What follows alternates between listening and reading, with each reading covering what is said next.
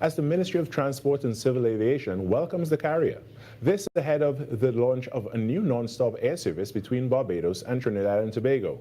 The service is scheduled to begin on March 9, 2026. The 4 times weekly service will operate between Grantley Adams Airport in Barbados and Piarco. According to the ministry, the new route is expected to strengthen regional air connectivity and improve direct access between Trinidad and Tobago and one of the Caribbean's major aviation hubs.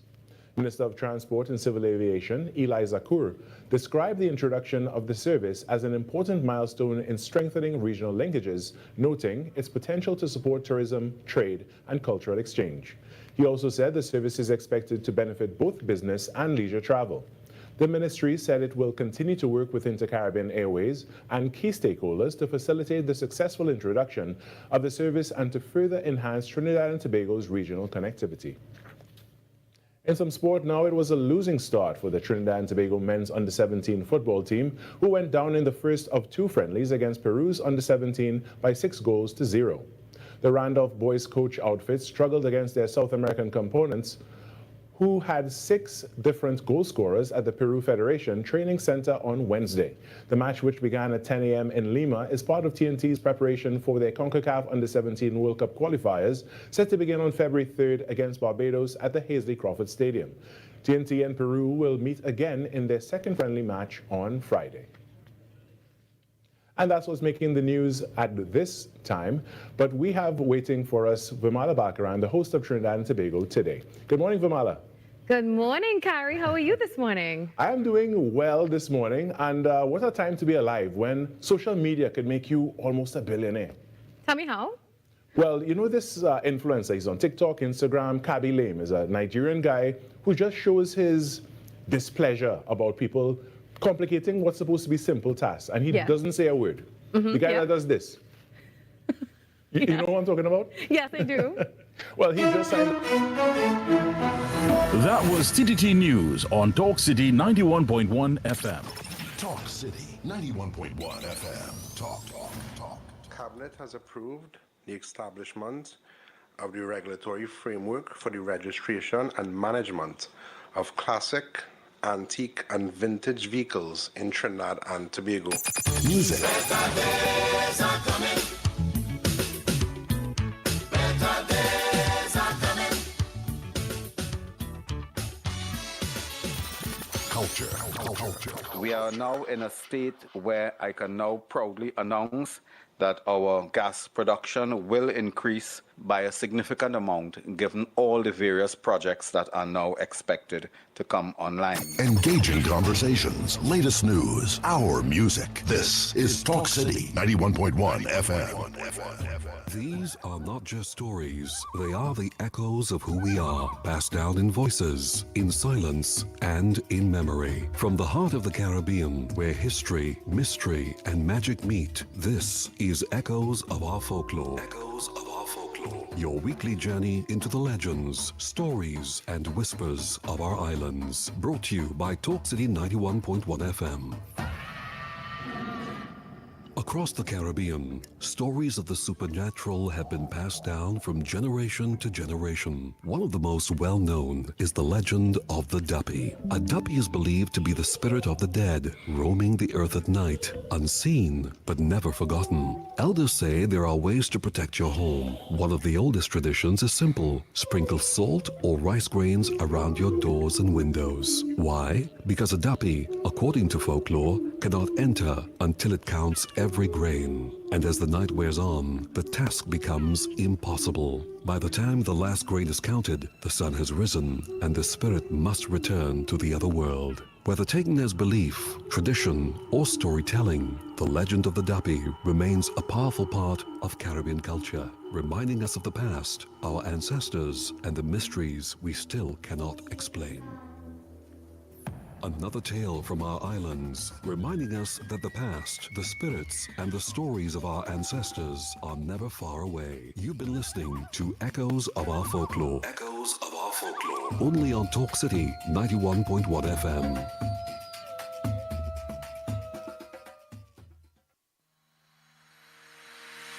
Every morning begins with a story. The headlines you need. The voices you trust. the conversations shaping our nation. Welcome to Trinidad and Tobago Today, where your day starts informed and inspired. News that matters to you. Conversations that spark new ideas. Stories that move Trinidad and Tobago forward. Tune in weekdays, Monday to Friday at 6 a.m. or join the conversation on any smart device at TNT Today Show. Trinidad and Tobago Today. Start here, exclusively on TTT. TTT News, every night at 7. TTT News, committed, accurate, relevant. The largest Pan Festival is back! On Sunday, 1st February, we head to the Queen's Park Savannah for Pan on the Greens Music Festival 2026. It's our big line! It's our big line! We on the greens! And we lime in from 1 p.m. till... We on the greens! Over 18 soca superstars on the big stage. And it can't be our best line without big DJs. It's the biggest line in Trinidad and Tobago. Sort out your coolers. Which crew you're liming with? Who you're liming with? It's a big lime! Get your tickets now at Woodford Cafe or online at islandetickets.com. Looking for a crew package? Send us an email. beyondthegreens@gmail.com or WhatsApp 325-7177. Pan on the Greens 2026 is a big lime. Brought to you by NCC and BH Entertainment. We lime in! Pan on the road. Pan on the road. Voices on the air. Talk City 91.1. Any views or opinions expressed on the ground report are solely those of the hosts and callers and do not represent the views, policies, or official position of Talk City 91.1, its management, or affiliates. This is Desha. Right now you're listening to Talk City 91.1. Keep it locked. 6 a.m. to 9 a.m. Join Andy Williams and Lennox Smith, the Ground Report team, as they rip apart the lies, half-truth, and misinformation that the mainstream media never discuss. The Ground Report. Hard-hitting, informative, undiluted, uncompromising, and unfiltered. Monday to Friday. Get the raw facts before making any life-changing decisions. Only on The Ground Report.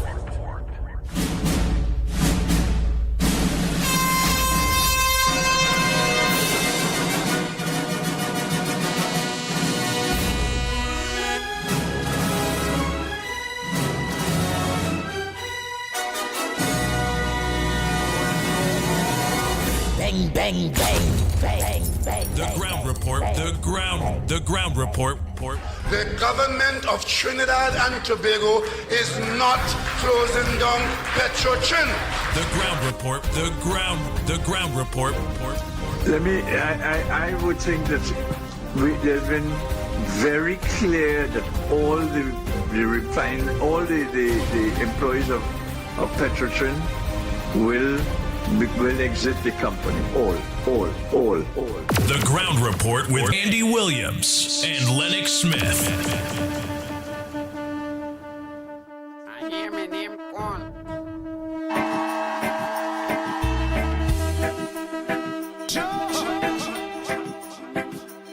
We must make the government work for the people rather than have the people work to keep a government in place.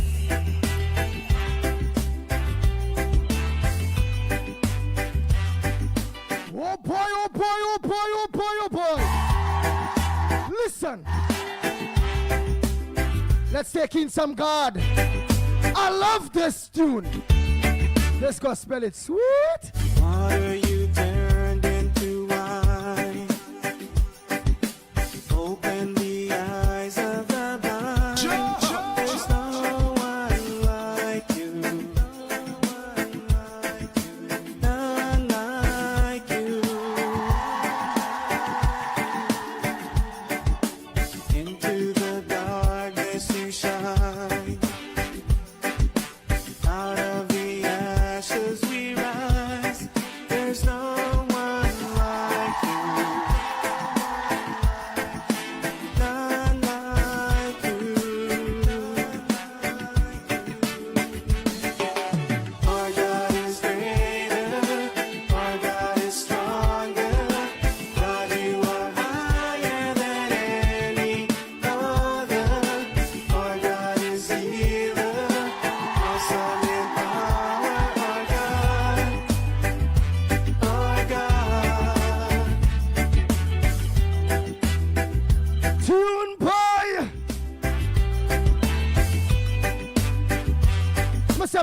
morning to all maxi taxi drivers, taxi drivers. Into the darkness you shine.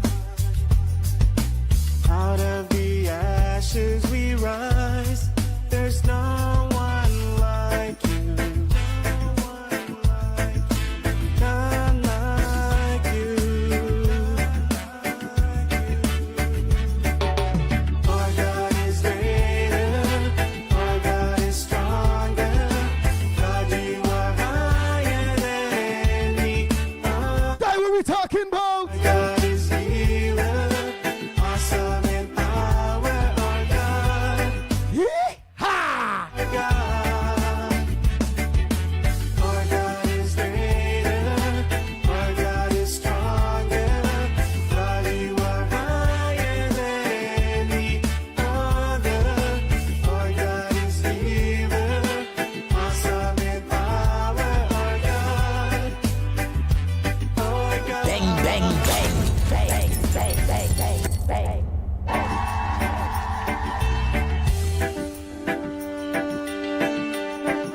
Oh Lord.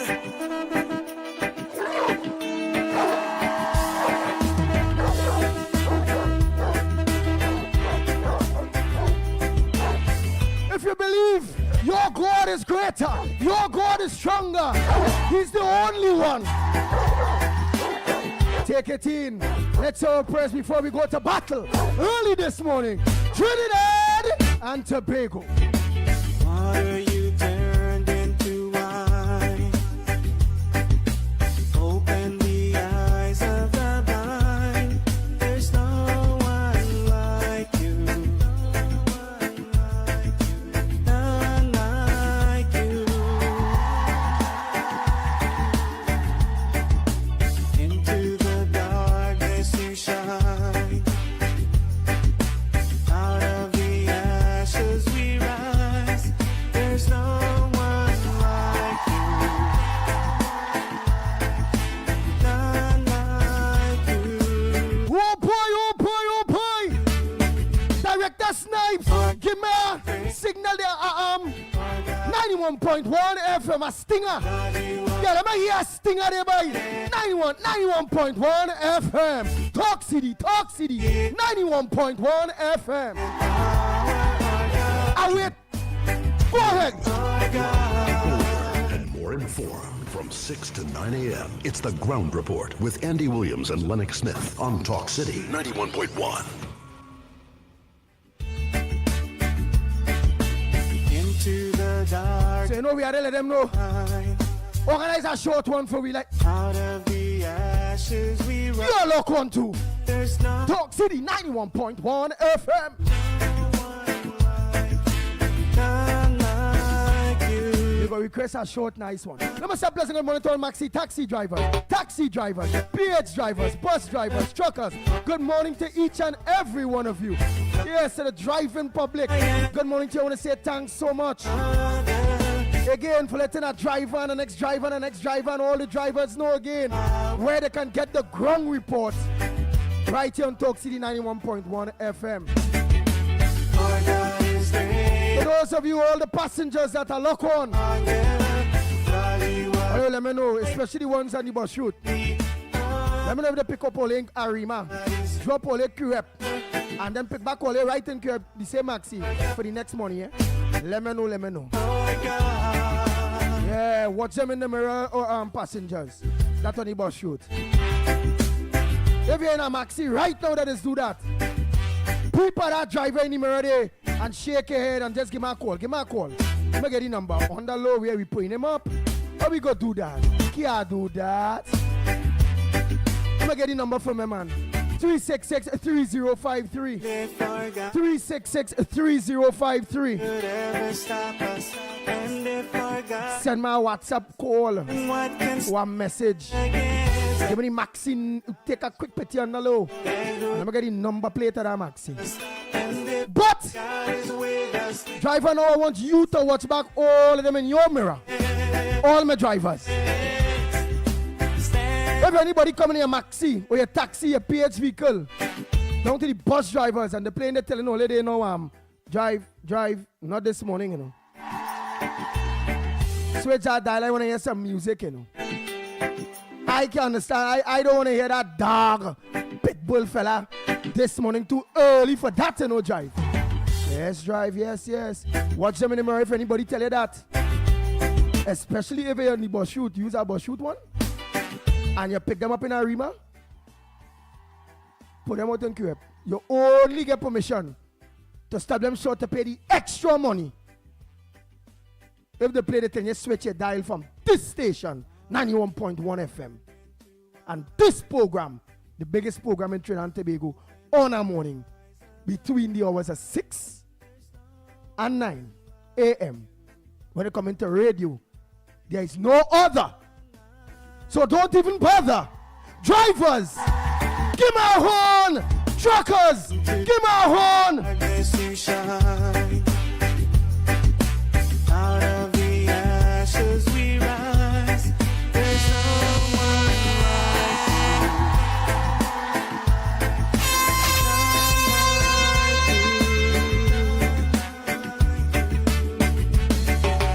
Our God is greater. Our God is stronger.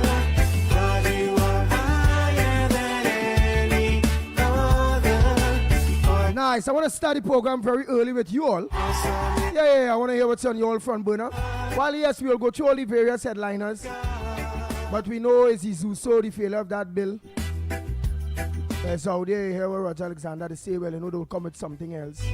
Many people are happy that the bill did not pass, especially after they see the opened murder. That's my opinion. That's not the opinion of Talk City. 91.1 FM, that's the opinion of the pitbull of radio, Andy Williams, in which I saw the video, and I really didn't see the police life in any danger. What I see is, as they pull up, is bullet. What I see is a man hand outside the vehicle. What I see, he take 2 shots and realize it's serious. The hand drop out, come down, and the hand go back up to show, well, oh God, I give up, I surrender. And it says, brap, brap, brap, brap, until the body was motionless. That's what I see. What happened before, in my book, have nothing to do with the end results of that. That's a success force up to what I see. Don't tell me what happened before.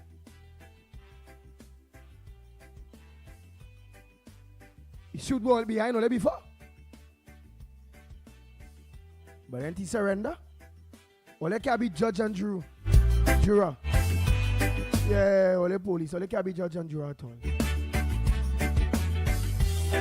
Look at how much all they done lock on the only, oh Lord.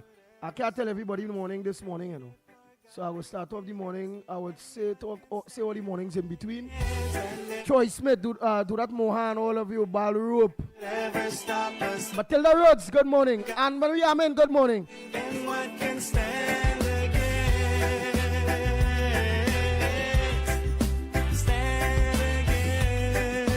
Marilyn Sicharan, a pleasant good morning to you. Nas Ali and Miss Ali, good morning. Nathaniel, Dave Mirage, good morning. Budram. Good morning, Krishna. A pleasant good morning to you, Wendy and John. Good morning. Dress School, good morning, Primraj. Davey, all Davies, a pleasant good morning. Freddie Brown, good morning. Diane, good morning. Mary, a pleasant good morning to you. Ryan Ali, John, good morning. The O'Brady Bunch, good morning to you. Michael Scotland, a pleasant good morning. Ro Ramnarayan, a pleasant good morning. Mr. Ramnarayan out there in Canada, a pleasant good morning to you. Akash Adesh Ramnarayan, good morning. Our God is stronger. God, you are higher than any. Annie Abraham, a pleasant good morning to you. Our God is healing. Nancy Basdio, good morning. Joyce Ram, good morning. Don Harilal, a pleasant good morning to you. Bernadette Matu, good morning. Rupert Lal, a pleasant good morning to you. I see I wasn't doing this at the 10 or 8. Angela, good morning. Angela Singh, a pleasant good morning to you. That's what we're talking about.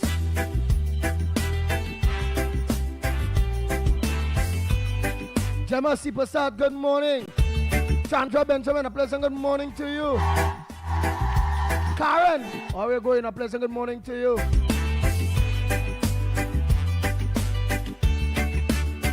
Balroop, where we going? You're still in Trinidad? Cyril, good morning. Winston McKenzie, a pleasant good morning to you. Ashmir, good morning. What I'm calling out to those of you that lock on to us on Talk City, that's all who lock on to us on the social media platforms. So when you leave your maxis, your taxis, your PH vehicles, you're not in a vehicle that providing you with the number one program, you just go on your phone. At Talk City 91.1 FM on Facebook, YouTube, and on Twitter. And you can also get us on Real Media TT on Facebook, YouTube. Yes, Real Media TT on Facebook and on YouTube. You just think out the Ground Report to the Ground Report on YouTube. Product Transformation on YouTube. Not forgetting 648 Television, Irvin and his wife. A pleasant good morning to you all. Andrea Alfonso, good morning. Eleanor, good morning. Raul Posad, a pleasant good morning to you. Farmer, Ken Farmer, good morning. Into the darkness you know what I want? Director, could you remember where you stop at with the voice notes that we did not get to play? Let's start it off with those voice notes that we did not get to play, because we don't want people to feel that we are like that now. So if you can... From 8:33 a.m. yesterday. Okay then, well, Director, pleasant good morning to you, and go ahead with those voice notes that was not played yesterday, please God. While we start the biggest program, the Ground Report. Good morning, Ground Report. People are saying, some people say, no, the people didn't vote because the Prime Minister insults all of them. Hello. When the PNM was in power and UNC in opposition, they faced all sorts of ridicule from the present, what she is, at the top, when she was in charge of the Senate, right? And the previous one, they faced all kind of insults. But when the bills were benefiting the citizens of Trinidad and Tobago, they voted. So this thing where some people calling is because she insult them and think that's why they vote. The UNC not like that. Goodbye. Andy William, good morning, Lennox, Mikey, and everyone. Andy, when people calling and saying that the government had the money and the gas and the vehicle, what does she do? Call the PNM ministers asking where all the money gone. When they hear minister 500 million contracts and all that to people and families. Ask them where the money is. I mean, the people in Trinidad are stupid. You need money to run a country. The PNM steal all the money, and yet they don't want to support the independents, want to support the government. So you see what's going on there? The Prime Minister need to get rid of all of them, find out a way to get rid of the president, impeach she, let she get out of there because she's a damn PNM. Only nominating PNM people to support she called. Come on, all them fake people there. And he said it. I watched it yesterday. I couldn't believe that one of them and see the good in it. All see the bad. And the PNM people for you need to get rid of all of them, Andy. And ask them where all the money gone. Lock them up. Lock up the PNM people. Later, Andy. Good morning to the Ground Report, Nigel Snipe, Michael Kerr, Andy Williams, and Lennox Smith. I want to say there will be no changes in this country unless we start going at the people who squander and plunge this country into what it is today. If the UNC don't see it fit to bring up these corruption charges against this PNM, we will be just spinning top in mud and paying more taxes in this country more than ever. Let these business people who own the government this big set of money come up and pass their money out. Let them start to deal with these massive corruption. Just listen to Mr. Roberts. Mr. Roberts is a man is aware of all this mismanagement and squander money. I need to hear more about that because I want to say this. There will never be a PNM in Trinidad and Tobago again. That is the end of the PNM. So I want you callers to always remember that and be mindful. Right? This country is even bound to call a local election right now. Because unless some other new people pop up, then you give the country an opportunity to make a choice. But making a choice to go back to your PNM is only political madness and political suicide. Good morning, Trinidad and Tobago. Bless. Yes, and good morning again. Andy, Lennox, I mean, let's ask you something. Is it possible that these independents and them get some kind of threat by some hierarchies to vote against this thing? Is it a possibility that they have been threatened? I mean, I just saying out of the box, and they have to go along with it. I don't know. I just see it. It's just something you see things in movies, you know. So do we know if it's a movie we watching?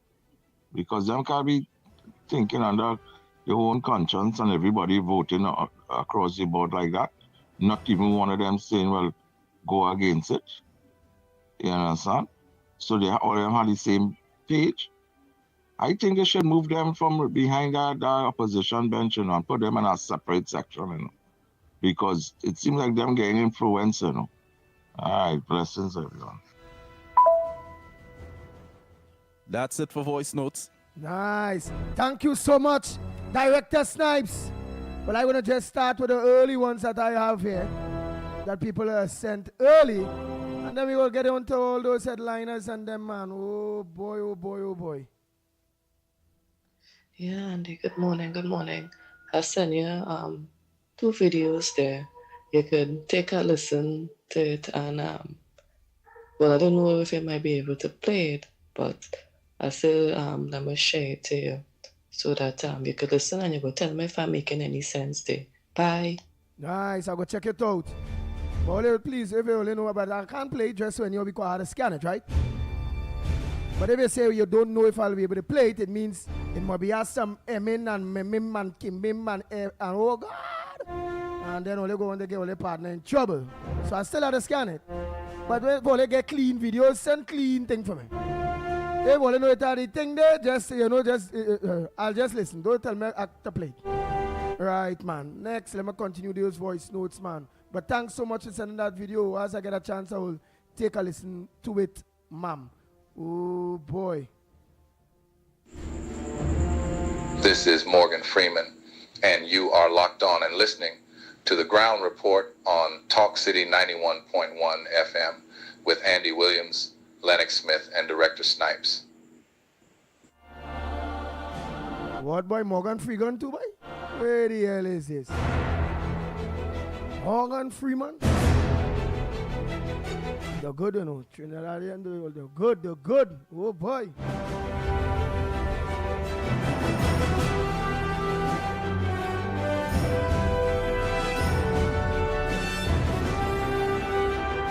I rather he. This one I rather this one here. I rather he. He's our boss. This one here.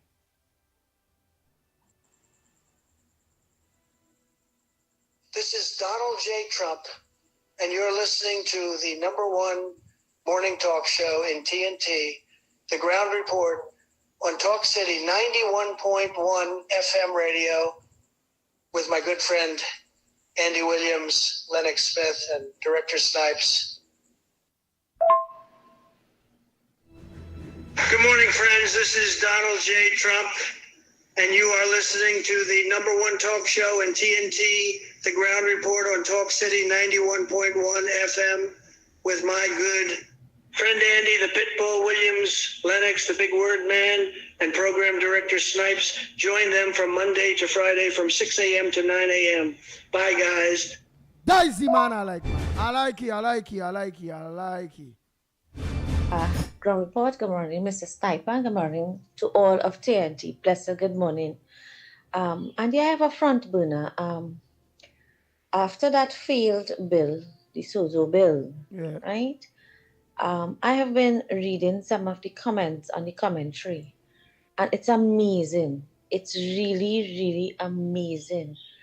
And so disgusting sometimes to see how some citizens of this country really thinks. And one of it that really disturbed me is that despite those hot zones, and I can understand that the residents cannot come out and openly speak their mind concerning what's going on in the community, because remember, we at the outskirts don't really know, like for instance me, what it is to live in a hot spot.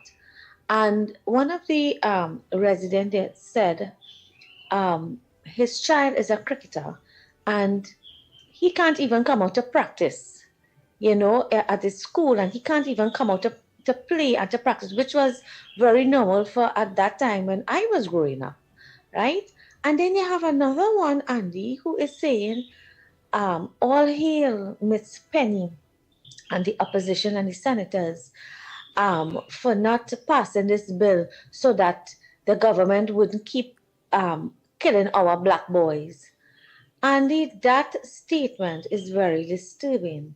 And it is the view because that person got 70 likes on that particular comment. And to see how people will think it is amazing, it is very unfortunate. But you know what these people don't realize, that our prime minister is a seasoned politician. And Mr. Fuad Khan had made a very valid point. Our PM has a backup plan. Don't feel that because that bill did not pass, that she is not going to bring law and order. Our prime minister is not a cut string for backbone leader.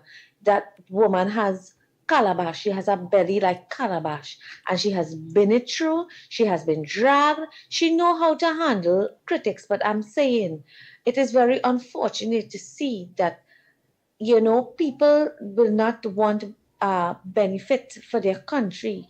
They would prefer have all these excuses. Nothing wrong in disagreeing, but I mean to come and say that the government will continue killing our black boy, nah, that is totally disgusting.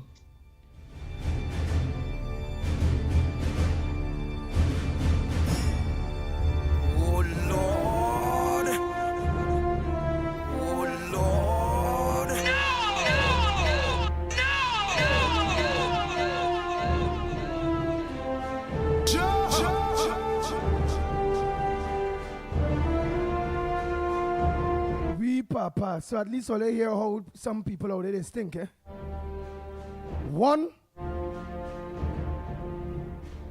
the sad incident that we all see. Yeah, was something different. I want a different background for what it is I'm going to explain, especially after that lady, what it is she observed on social media. So you'll understand how Trinidadian, not the Tobagonians, eh? How they think. How dread the race in the politics is in Trinidad. The video that I saw, when the boy was putting his hand out in the car, the police and them as they pull up themselves say, freeze, put your hand up, don't move. As they come out the car was bullet. Was Kamala Prasad be said, so anybody in her government, they doing that? Do they approve of what it is they see there? How did her and her government killing out the black boys, we black people? When I look at the videos on them, all over social media, the same social media that them looking to get likes on, I see somebody by a shop, a black boy come and shoot a black boy. I see somebody riding a bike, a black boy come and shoot a black boy. I see somebody sit down by a bar, a car pull up, two black boy come and shoot the black boy. Most of the videos I seen online is black boy killing black boy.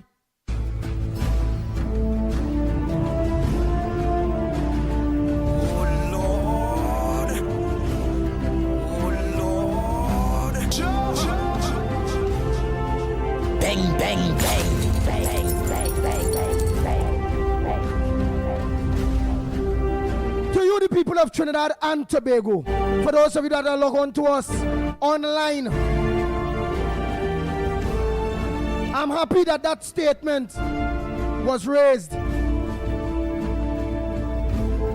by that godly blogger with that voice note that was sent to Talk City 91.1 FM and right in the studios of Real Media TT.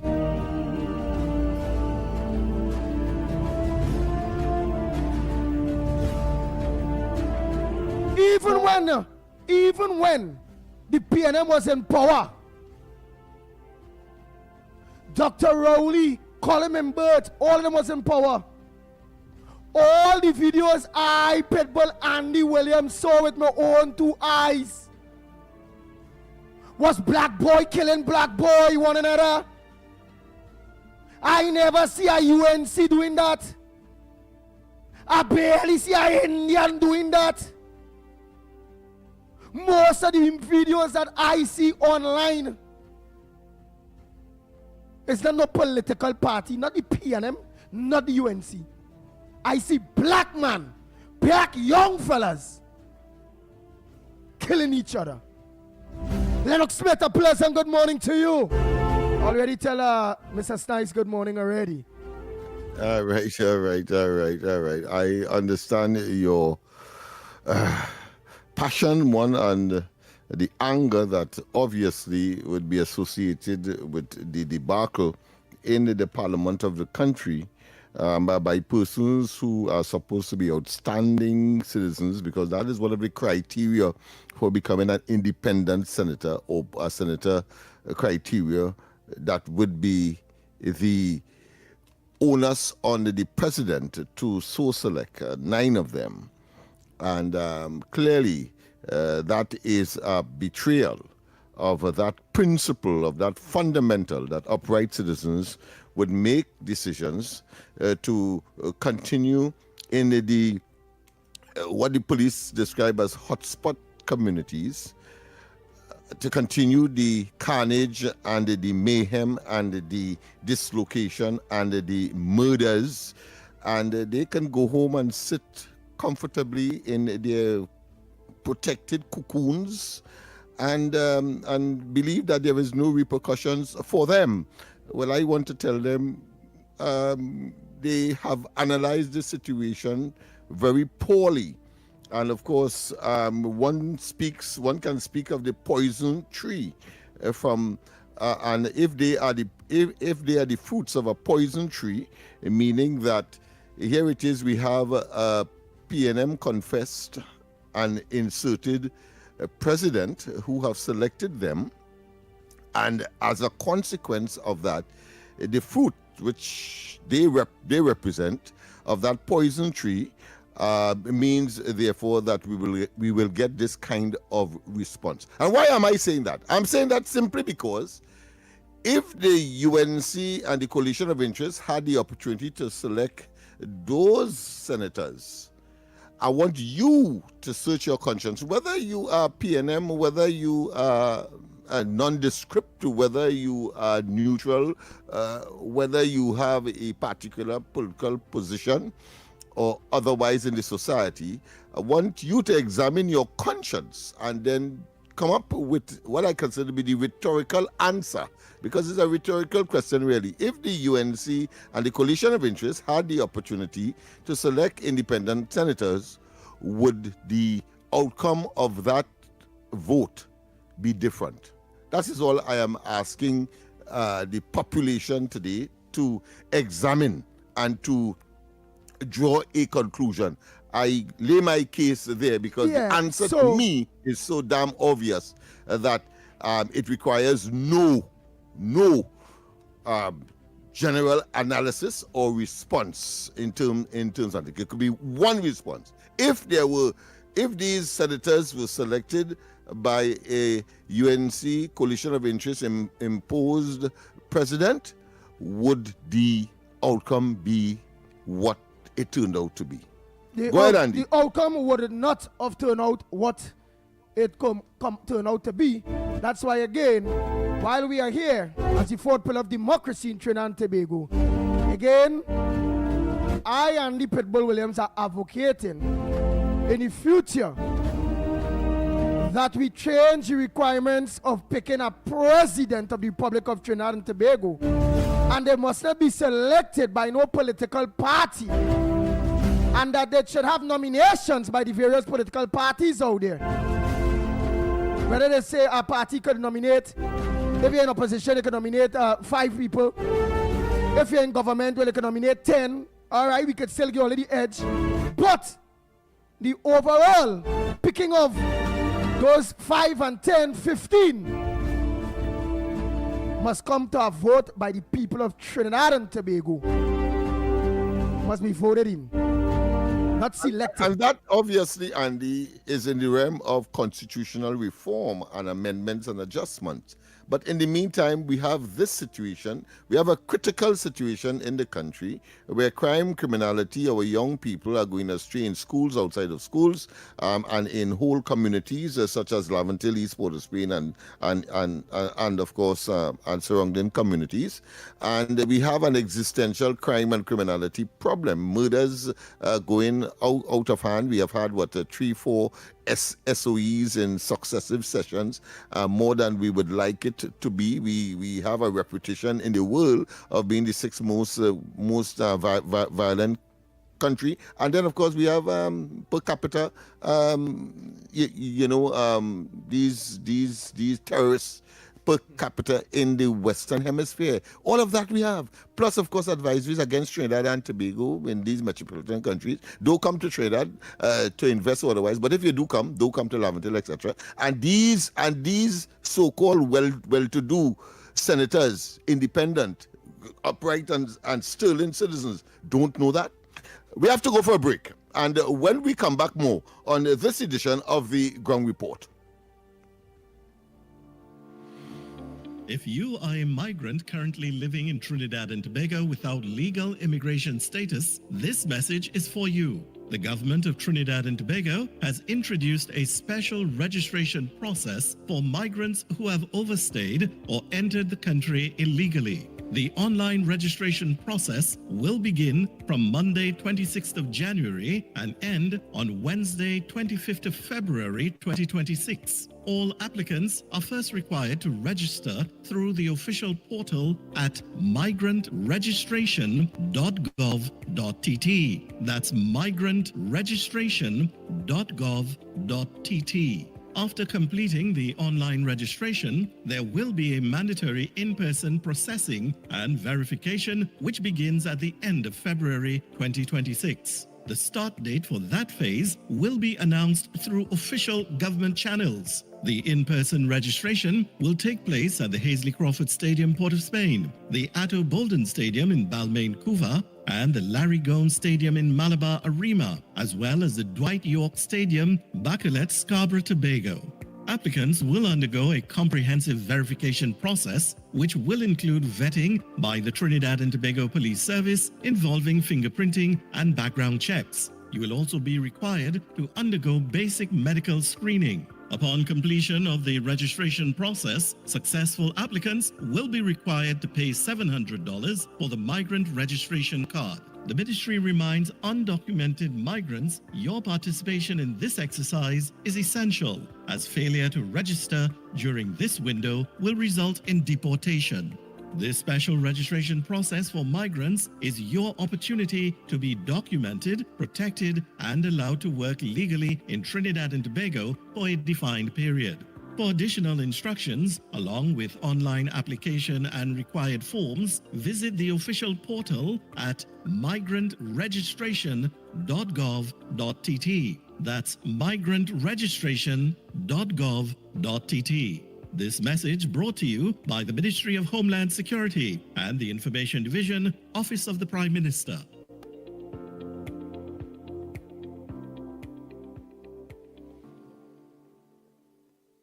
The largest Pan Festival is back! On Sunday, 1st February, we head to the Queen's Park Savannah for Pan on the Greens Music Festival 2026. It's our big live! We on the greens and we liming from 1 p.m. till. We on the greens. Over 18 soca superstars on the big stage. And it can't be a best line without big DJs. It's the biggest line in Trinidad and Tobago. Sort out your coolers. Which crew you're liming with? Who you're liming with? It's a big lime. Get your tickets now at Watford Cafe or online at islandetickets.com. Looking for a crew package? Send us an email. beyondthegreens@gmail.com or WhatsApp 325-7177. Pan on the Greens 2026 is a big lime. Brought to you by NCC and BH Entertainment. We lime in. Talk City 91.1. Thought-provoking conversations, bold perspectives, voices you trust. Listen on 91.1 FM and connect on Facebook, YouTube, and TikTok. New shows, new features, big giveaways. Talk City 91.1. Your city, your voice. Carnival stories. History in motion. Jab jab, fire, chains, and defiance. Blackened skin, horned masks, chains and whips. The jab jab is not meant to be comfortable. Rooted in Emancipation era celebrations, jab jab portrays both the devil of folklore and the image once forced onto Africans by their oppressors. The meaning, however, was reclaimed. What was used to frighten became a symbol of power. What was meant to shame became identity. When the jab jab cracks his whip, he is not threatening the crowd. He is announcing freedom. Carnival stories. Mass with meaning. Carnival stories on Talk City 91.1 FM.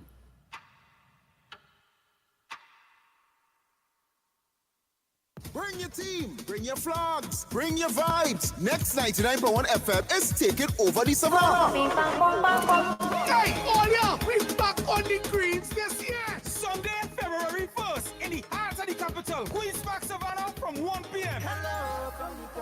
We are bringing the energy for Jam Iron on the greens. This one you don't want to miss, and it's all inclusive. Bring your crew, bring your flags, and bring your vibes. It's a mood.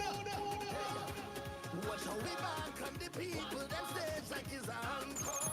So secure your packages early. Get yours today on islandetickets.com. Lock in your spot and lock in your team. Next 99.1 FM, the next level of radio. I will be staying up on the truck with the gallon up on the top plate. Jam Iron on the Greens is powered by Nescafe, White Oak, Absolute, Orchard, Jameson Irish Whiskey, Maggie, Cafe Barista Iced Infused Coffee, Forest Park Punchin', Blue Waters, Stamina Energy, Jade Monkey Tobago, and Next 99.1 FM, a member of the TTT Limited Media Network.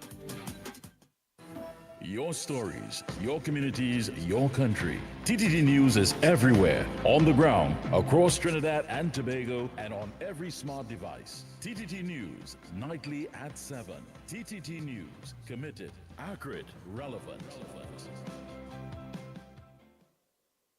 Before the sun, before the road, the talk starts here. Talk City 91.1. This is Destra. And right now you're listening to Talk City 91.1. Keep it locked. 6 a.m. to 9 a.m. Join Andy Williams and Lennox Smith, the Ground Report team, as they rip apart the lies, half-truth, and misinformation that the mainstream media never discuss. The Ground Report. Hard-hitting, informative, undiluted, uncompromising, and unfiltered. Monday to Friday. Get the raw facts before making any life-changing decisions. Only on The Ground Report.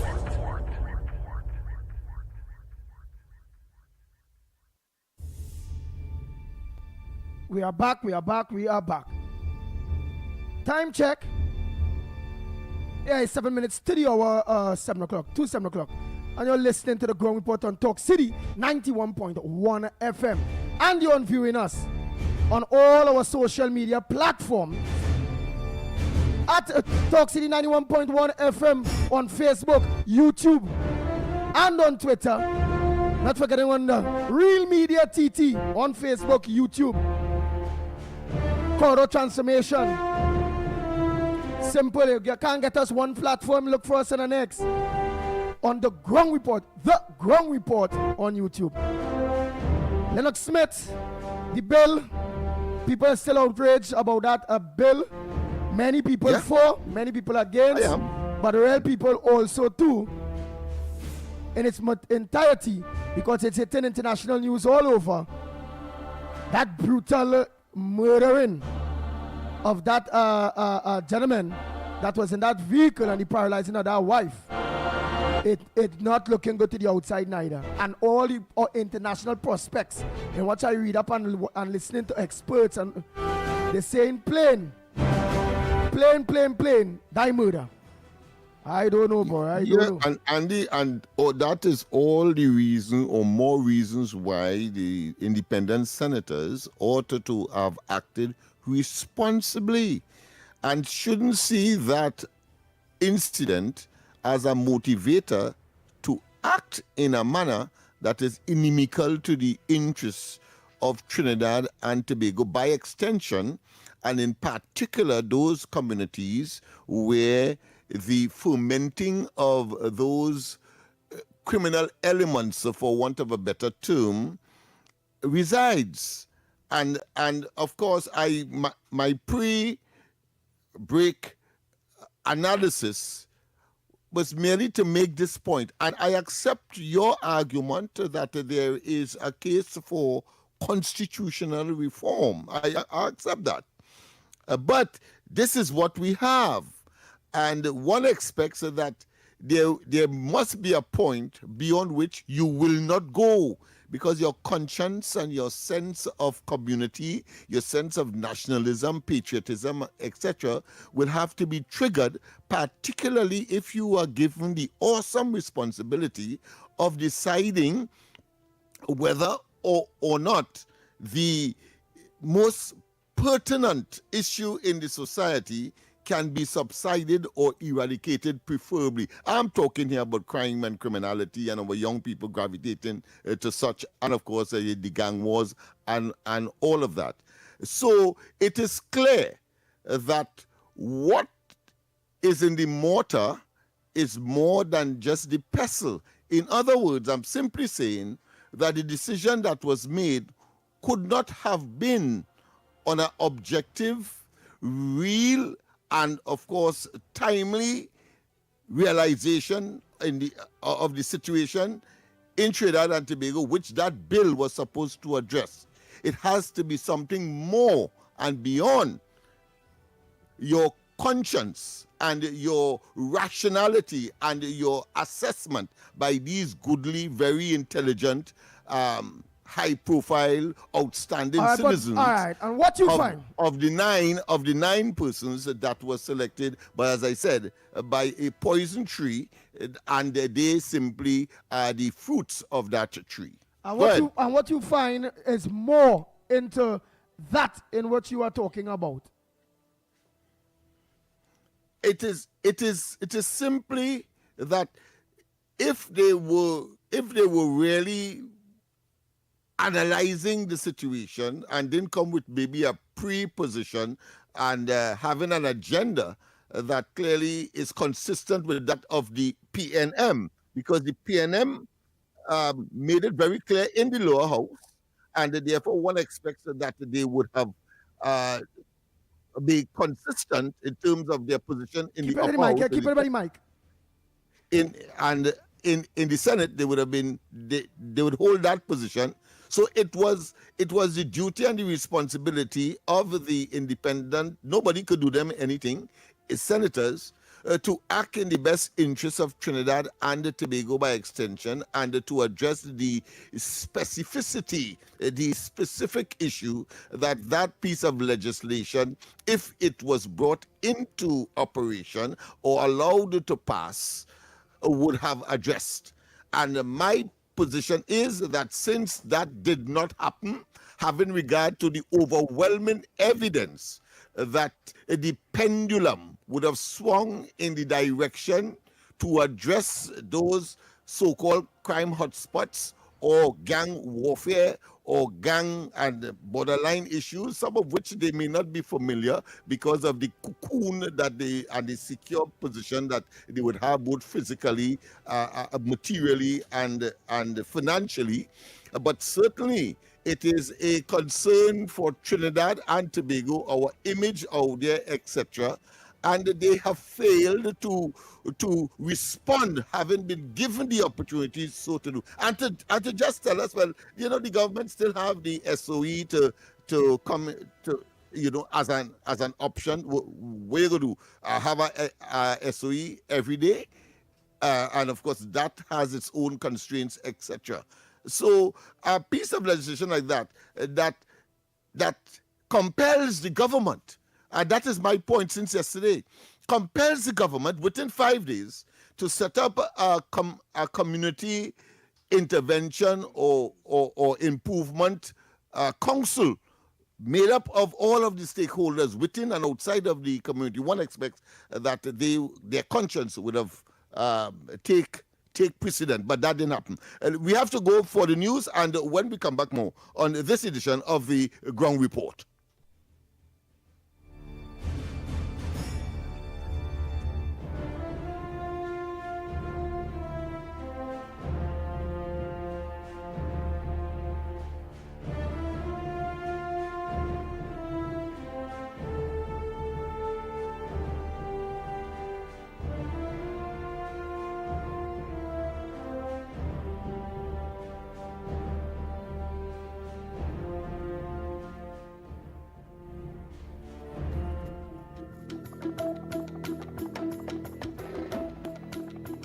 Good morning. This is your TTT News update at 7. I'm Carrie Roberts. Making the news at this time. The Trinidad and Tobago Police Service says the school-oriented policing initiative has yielded positive results. It has reaffirmed its commitment to working alongside school-based police officers and other stakeholders to maintain a safe and secure environment for students, teachers, and parents. In a TTPS media briefing on Wednesday, Deputy Commissioner of Police Junior Benjamin said the school-oriented policing initiative will maintain its mandate of providing support for school security officers and ensuring the safety of students and other stakeholders. We recognize as we seek to build that level of mentorship that the police officers are already having an impact, and therefore we can say even from the stats that we are seeing that because the officers are there, that there is some level of reduction, and in some cases not just reduction, but there is some mentorship taking place, and that in itself is a positive for us. Assistant Commissioner of Police Brian Sudin gave further insight gathered from the initiative. So far, for this initiative, there has been a total of 33 arrests, student arrests. Offenses include possession of marijuana, possession of a weapon, sexual misconduct, assault on a principal, resisting arrest. Suspension, students suspended amounted to 63 students thus far from September to January 28th. The school-oriented policing initiative, which started at the beginning of the 2025-2026 school term, aimed to combat instances of school violence. The collaborative effort between the Ministry of Education and the TTPS started with 50 schools with the addition of an additional secondary school during the first term. The government of Trinidad and Tobago is making it clear that the mental and emotional well-being of our children is a national priority. This as the Ministry of the People, Social Development and Family Services launched their Mindful Me journals on Wednesday, aimed at helping young people alleviate exam-related stress and anxiety. We want our children to succeed. We want them to excel. But we must also acknowledge the weight that expectations can place on young minds. To the students who are here today, we want to share with you, you are not alone. Your feelings matter. It is okay to feel nervous. It is okay to feel stressed or overwhelmed. And it is okay, most of all, to ask for help. Minister of the People, Social Development and Family Services, Vandana Mohit, has acknowledged that the pressure surrounding examinations, particularly at the primary and secondary school levels, can be overwhelming for students. On Wednesday, the ministry stated that their Mindful Me journals serve as a practical resource designed to help young people cope with exam-related pressure and nervousness. Stress, anxiety, and fear of failure often become silent burdens carried into classrooms, carried into homes, and exam halls. The Mindful Me Journal is our way of putting people first and ensuring that our children, our future, are included in that process.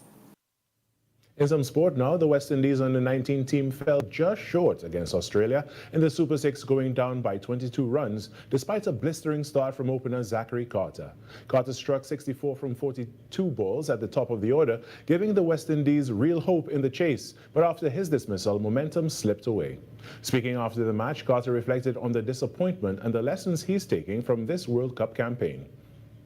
I was really disappointed. I was really determined to get a base score and get my team over the line. So it was gutted, and that was, to me, it was a poor shot selection. And I just think that learning has to take place.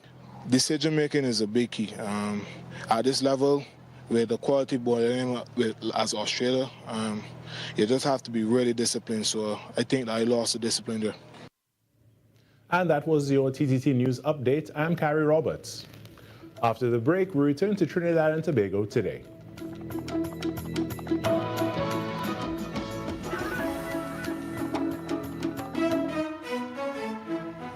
That was TTT News on Talk City 91.1 FM.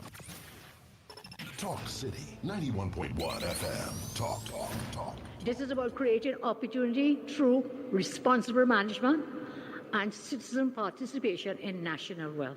We are targeting US $3 billion in new investment within the next few years in energy, in construction, in tourism, and the digital economy. Music. It's reconstruction time in Trinidad, so put your shoulder to the wheel, man, lad, move on, don't stop till you reach the top. You put a hand and I put a hand and we will see. For big and for small in no time at all, prosperity. There's no other way to do it. Show your patriotic spirit, unity. Somehow, if Trinidad ever needed you, it's now. Culture. The budget has goodies and some not so goodies, but that is because fairness requires that everyone plays their part. Engaging conversations, latest news, our music. This is Talk City 91.1 FM. These are not just stories. They are the echoes of who we are, passed down in voices, in silence, and in memory. From the heart of the Caribbean, where history, mystery, and magic meet, this is Echoes of Our Folklore. Echoes of Our Folklore. Your weekly journey into the legends, stories, and whispers of our islands. Brought to you by Talk City 91.1 FM. You may wonder, how can a tree become a legend? But for centuries, one towering giant has stood not just as part of the landscape, but as part of the lore. They call it the silk cotton tree, also known as the ceiba, the kapok, the jumbi tree. Its massive roots grip the earth, its branches stretch high into the sky, and its shadow carries stories older than memory. Long before the modern world, the first peoples of Trinidad, the Amerindians, believed this tree was a dwelling place for spirits. They didn't worship it, but they revered it. Later, when Africans were brought to the island, they too learned to respect the silk cotton. So deeply, in fact, that many refused to cut it down for timber. That fear still lives today. Engineers, planners, workers, even with blueprints in hand, have been known to walk away rather than disturb a silk cotton tree. Better to reroute a road than to awaken what lies within. For the old stories warn, inside the trunk, inside the roots, dwell spirits not meant to be disturbed. And if you dare to cut it, if you strike the silk cotton, if you chop away even a single piece, the lore says you will be struck dead. Immediately, no second chances, no mercy, just silence. So when you pass one on a lonely road, when its massive branches loom above you in the moonlight, remember, in the Caribbean, some trees are not just trees. They are guardians, they are warnings, they are alive with stories we were never meant to forget. Another tale from our islands, reminding us that the past, the spirits, and the stories of our ancestors are never far away. You've been listening to Echoes of Our Folklore. Echoes of Our Folklore. Only on Talk City 91.1 FM. The largest Pan Festival is back! On Sunday, 1st February, we head to the Queen's Park Savannah for Pan on the Greens Music Festival 2026. It's our big line! It's our big line! We on the greens! And we liming from 1 p.m. till... We on the greens! Over 18 soca superstars on the big stage. And it can't be a best line without big DJs. It's the biggest line in Trinidad and Tobago. Sort out your coolers. Which crew you liming with? Who you liming with? It's a big lime! Get your tickets now at Watford Cafe or online at islandtickets.com. Looking for a crew package? Send us an email. beyondthegreens@gmail.com or WhatsApp 325-7177. Pan on the Greens 2026 is a big lime. Brought to you by NCC and BH Entertainment. We lime in! From the road to the radio. Talk City 91.1. 91.1. Any views or opinions expressed on the ground report are solely those of the hosts and callers and do not represent the views, policies, or official position of Talk City 91.1, its management, or affiliates. This is Destra, and right now you're listening to Talk City 91.1. Keep it locked. 6 a.m. to 9 a.m. Join Andy Williams and Lennox Smith, the Ground Report team, as they rip apart the lies, half-truth, and misinformation that the mainstream media never discuss. The Ground Report. Hard-hitting, informative, undiluted, uncompromising, and unfiltered. Monday to Friday. Get the raw facts before making any life-changing decisions. Only on The Ground Report. The Ground Report. The Ground Report. The government of Trinidad and Tobago is not closing down Petrotrin. The Ground Report. The Ground Report. I would think that there's been very clear that all the employees of Petrotrin will exit the company. All. The Ground Report with Andy Williams and Lennox Smith. We must make government work for the people rather than have the people work to keep a government in place. Time check. It's 11 minutes past the hour of 7 o'clock, and you're listening to the Ground Report on Talk City 91.1 FM. And you're listening and viewing us on all our social media platforms at Talk City 91.1 FM on Facebook, YouTube, and on Twitter. And you can also get us on Real Media TT on Facebook, Real Media TT on YouTube, Corridor Transformation on YouTube, The Ground Report on YouTube, and 648 Television on YouTube. The lines, Trinidad and Tobago, because we haven't opened the lines that say are open. That's some other things we had to discuss. So you go ahead, caller. What's your contribution on the Ground Report this morning? You all try to make it short and sweet. You all see the time we used to have, we don't have no more. Go ahead, caller. Welcome to the Ground Report. Pleasant morning to the Pitbull, Andy Williams. Good morning to Lennox Smith and Snipe, Trinidad, and the Honorable Prime Minister. Andy, you hearing me? Loud and clear, Tabakit. Thank you. Let me give my post-mortem and what happened in the upper house with the independent senator. Lennox, let me see you. Andy, I am smelling a fish van with rotten fish passing. And that is what happened in the parliament. Let's go there. When the independent senators had to bring their amendments to the bill, Trinidad and Tobago, you all must listen to this. every one of the senators, what they did, they decide that, you know what, we're not going to bring that amendment again.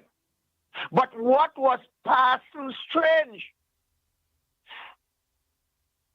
the former Attorney General, Faris Alwari, every time the independent senators to bring an amendment, they withdraw it. But every time they did that, Faris Alwari got up and bring an amendment. But what was strange, Faris Alwari was looking back at the independent bench and bowing to them. When Marlene Atz had nearly about 6 different amendments, Alwari just looked back at her and bowed. And every time he bowed to the independent bench, that was the code to remove, do not bring any amendment, withdraw, and I would bring it. Trinidad and Tobago, what happened in the parliament on Tuesday? The independent benches, they are no longer independent. They must resign immediately. Andy, let's go there. When you have a prime minister of a country is now telling you where 2 independent senators approach a government senator for bribe, that there warrant where the commissioner of police immediately must launch a full investigation and charge and arrest those 2 independent senators. And this is a prime minister of a country. This is not alleged, you know. A prime minister of a country is now telling you that the independent benches, and I am making a clarion call. And Andy, you have been doing something last year. You have been going in front of different institutions to call out. Tabakit is willing to go with you and hundreds to call on the president to remove the 9 independent senators. And if she didn't do that, here's where I go, Lennox, now, and I will come off after this. If the president did not remove the 9 independent senators, what it means to say the president is a part of the conspiracy, and what we would have to do, we would have to impeach the president. Then which means that will trigger off the section in the Constitution where we would have to remove the president. Let me repeat what the Prime Minister said. It is cause for concern that 2 of the independent senators conspired in order to take bribe from 2 government senators, Trinidad and Tobago. Andy, before I go, you with me there? Yes. If this managed to remain, and it's on the record by a Prime Minister of Trinidad and Tobago, I am now calling your good self, Andy. What you have been doing, going in front of various institutions, Tabakit is willing to join you to call on the president immediately to remove those 9 independent senators. And if she did not remove them, she is a part of the conspiracy to form a coup d'etat to remove a sitting government. This is frightening.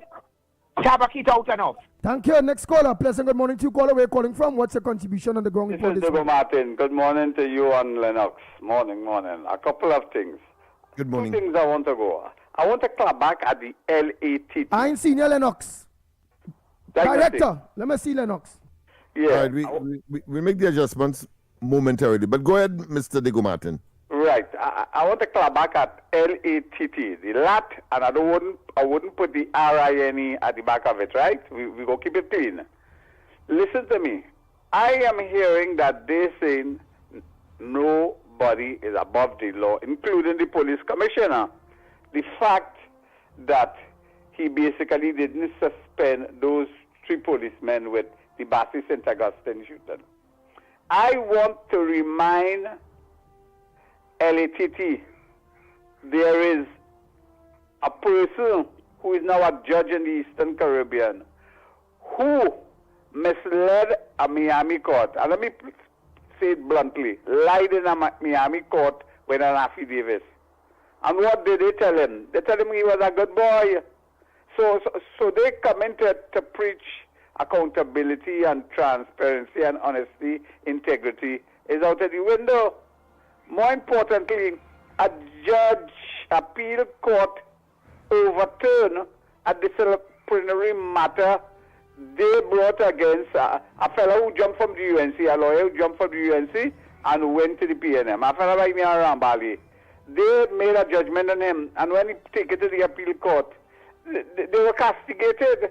So they must not come and try to pontificate to us. I mean, they said, let us go back to independent senators now.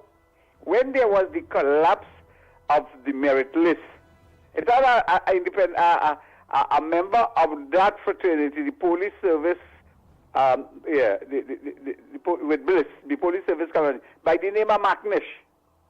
And he was part, or he facilitated the collapse of that. Where was the LATT? Because who was implicated in that fiasco was a prime minister, president, and that supposedly independent body member they call McNish. I mean to say, how the LATT didn't say anything about that. And then we fast forward to now. You remember, it have a fella named Aloe Vera. He brought the judiciary into disrepute when it appears that he colluded and he invited the appeal court judges to make a pronouncement on a then opposition senator. And what did the LATT say? Did they scold him? Did they tell him as a member of the LATT you shouldn't be doing that? Then let him go free. And the president didn't bring him to account. Neither the Chief Justice, the then Chief Justice. So you have him, you have 2, and I believe it might be the same one or it might be the 2. And then you have McNish, 4 possible senators who are tainted. I won't say contaminated, but tainted and could lead to the contaminated of the pressure. So I'm back in with the Prime Minister. 358 votes. 9 plus 1, 10.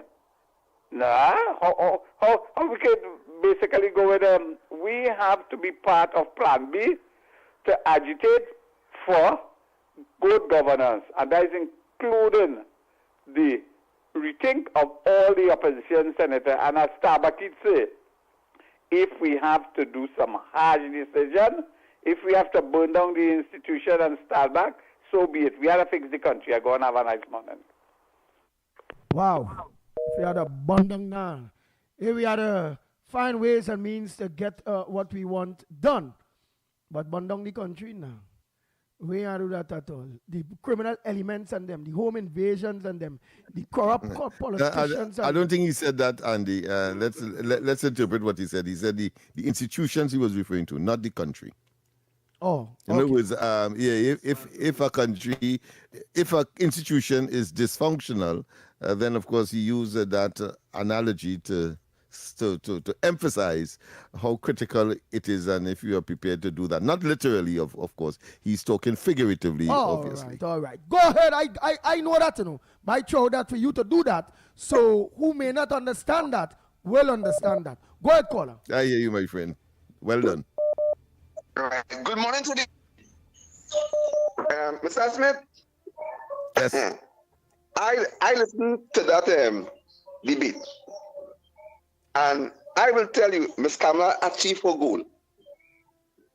Don't matter, even Rowley jump out, but Ms. Kamala using real strategies on this PNM from since before the election.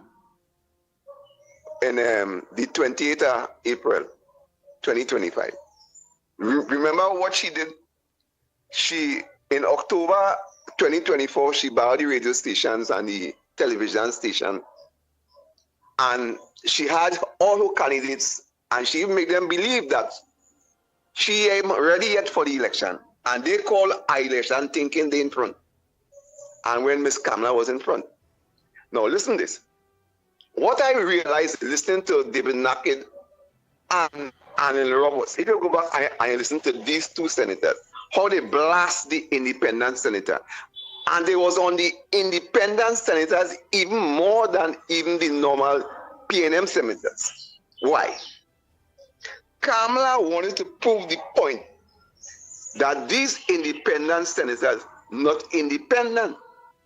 And this is what the vote achieved. No, Kamala lose nothing because it wasn't a bill to say, well, improve any fine or some new laws that the government would have benefit, or some new tax that even the government would have benefit. It was something for the people in the village or the community. But then listen to this. What could stop the police from going and having a roadblock in these places? Nothing could stop the police. The police could have a roadblock anytime they want, right? So this bill doesn't make sense because the police could have a roadblock. The only difference, Kamala would have been in control of the police in sort of arranging them in that what you see happen what there in St. Augustine, she might have been able to have some recipe, I have to say, on that, how it should go, how it shouldn't go. Now, if the police had to do their own thing now, it will be the commissioner of police in charge to go in these places, and it wouldn't be Kamala involvement. But Kamala achieved her goal, proving to the nation that these independent senators, not independent, and they fall for it. That's why they talk about them before the vote. Yeah, but let me ask you something. Because you said something that confused me a little bit based on one of their queries, serious queries, was the power that a prime minister would have into all of that. And you are technically openly admitting that by saying Kamala would have had the power, well, the honorable prime minister would have the power to control the police. What were you saying there? Not to control the police, that zone, the zone that she would have been able to sort of help that what you see happen there. I'm talking about the killing. Right. But who you think supposed to have the power to control those zones, constitutional wise? Listen, the commissioner will have the power to control the zone when Kamala give them the rights to the zone. You understand what I'm saying? She would have been pointing out the zone. It has to be declared. But of course, the commissioner will play a role before and after. That. Yeah, because he will recommend the council, the National Security Council, of course, headed by the Prime Minister, will then make the announcement, and then, of course, they take over again. Go ahead. I just want to make it clear. Yeah. Nice. Thank you very much, Lennox Smith, because you see how it was looking. But thank you so much, Lennox Smith. Go ahead. Thank you so much, Mr. Lennox Smith. So that's what I'm saying. Right now, the commissioner could go in there still. Nobody can stop him. But it wouldn't be declared, as Mr. Smith is saying, right? But they could do the same thing. And the outcome could be different as they think, you know what I mean? So what I'm saying, Kamala achieve her goal, that these independent senators, not independent, and they fall for it. Thank you, sir. That is all you was to say there. Very good. Oh boy. You have anything on yours? I want to add the real goal. The real goal.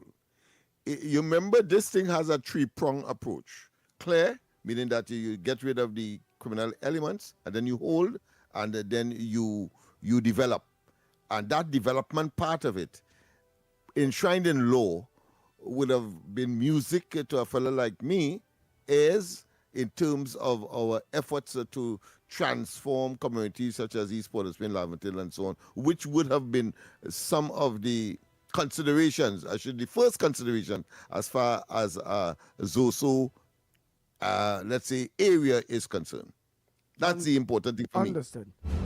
Oh boy, Mr. Snipes. Grant me that opportunity. Nice. Play that those voice notes that you have by the meanwhile. Oh boy, and only don't forget the lines are open. But let's get out some of those voices. Good morning, my brother. Good morning, my brother. Boy, Miss Sandy Williams, boy, people might vex by understanding, but let me tell you, the UNC and the government looking forward again right now. Because let me tell you something. During the campaign trail, all they say, they come in to lock up from our side, all they come in to expose the corruption and lock up people from our side. You understand? Nothing is happening. Nothing is happening. Men like Imbut, Alwari, Stuart Young, you understand? Them fellas are supposed to be in parliament. The majority of them who right now ain't supposed to be in parliament. Foster Cummins, all of them, they ain't supposed to be in parliament. So much corruption thing behind them. You understand? And nobody getting locked up. Nobody getting charged.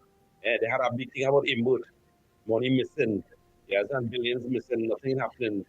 You understand? So the UNC looking forward again now because they may put no pressure on them. You understand? They may put no pressure on them and locking up nobody. So we expect showing the corruption they had for the past 10 years. You understand? So they have to take what they get now. Good morning, Andy. Big Ram here. Still on my bed, my brother. Blessings to you and the crew. Andy, I don't understand these people in Trinidad saying that the government want to kill black people. Andy, right now it's black people killing black people. We had an incident in America in Minneapolis where this one guy called George Floyd was killed by the police. And all of a sudden in Trinidad, they're protesting Black Lives Matter. But Andy, look at it, let's be real, it's black people killing black people. I'm not saying the Indians are doing no crime, but it's black killing black. I guess that people are so biased back home. It's like, come see, never see. Everything America do, they want to do. But hear what? They don't live in America. They live in Trinidad. Right now, we should have a protest for this bill that they fail. They should have a protest for that. Andy, I don't know what to say about my Trinidad people, my brother. Have a blessed day. Andy, good morning. Andy, let me say something about the shooting. Andy, every so often, the police will make a mistake. Something will go wrong. Okay? Somebody was not thinking at the time, they fired a gun, blah, blah, blah. They have the law, the court, they will do that justice to the police or for the justice for the victim. They can clear that out. So so often there's an incident, things happen. Even over here, it happens too. Okay? The law will take care of that and fix that. But don't come and say that all police are bad police. When a policeman get up in the morning, they have to, you're not sure they're going to come back home. Because some criminal out there will be waiting with a gun to shoot them. They don't give a damn if they're dead. But the policeman will care about the family. So this idiots and stupid people commenting about the shooting and it's such a garaha. Don't even take them on, Andy. And the next thing too, the amount of money Foster Cummins and the Foster going take from the government, the family get. When you talk about jobs, any PNM asks about jobs, ask them to tell Foster Cummins to give back the money that is stolen and the PNM people. I mean, why would you listen to them people? You get sick to your guts. You don't feel like even listening. Half a foreigner don't feel like calling in anymore. Because them people are stupid. They got to understand to fix your community, to help your community. PNM people don't want that. I don't talk about the opposition. I keep telling all you there, I keep saying to people there is no opposition, that's PNM people put them there. So they have to vote PNM. All right, Andy, talk to you later, bye. We're going to take a break and come right back. We continue with the voice notes. If you are a migrant currently living in Trinidad and Tobago without legal immigration status, this message is for you. The government of Trinidad and Tobago has introduced a special registration process for migrants who have overstayed or entered the country illegally. The online registration process will begin from Monday 26th of January and end on Wednesday 25th of February 2026. All applicants are first required to register through the official portal at migrantregistration.gov.tt. That's migrantregistration.gov.tt. After completing the online registration, there will be a mandatory in-person processing and verification which begins at the end of February 2026. The start date for that phase will be announced through official government channels. The in-person registration will take place at the Hazley Crawford Stadium, Port of Spain, the Atto Bolden Stadium in Balmain, Couva, and the Larry Gomes Stadium in Malabar, Arima, as well as the Dwight York Stadium, Bacalet, Scarborough, Tobago. Applicants will undergo a comprehensive verification process, which will include vetting by the Trinidad and Tobago Police Service involving fingerprinting and background checks. You will also be required to undergo basic medical screening. Upon completion of the registration process, successful applicants will be required to pay $700 for the migrant registration card. The ministry reminds undocumented migrants your participation in this exercise is essential, as failure to register during this window will result in deportation. This special registration process for migrants is your opportunity to be documented, protected, and allowed to work legally in Trinidad and Tobago for a defined period. For additional instructions, along with online application and required forms, visit the official portal at migrantregistration.gov.tt. That's migrantregistration.gov.tt. This message brought to you by the Ministry of Homeland Security and the Information Division, Office of the Prime Minister.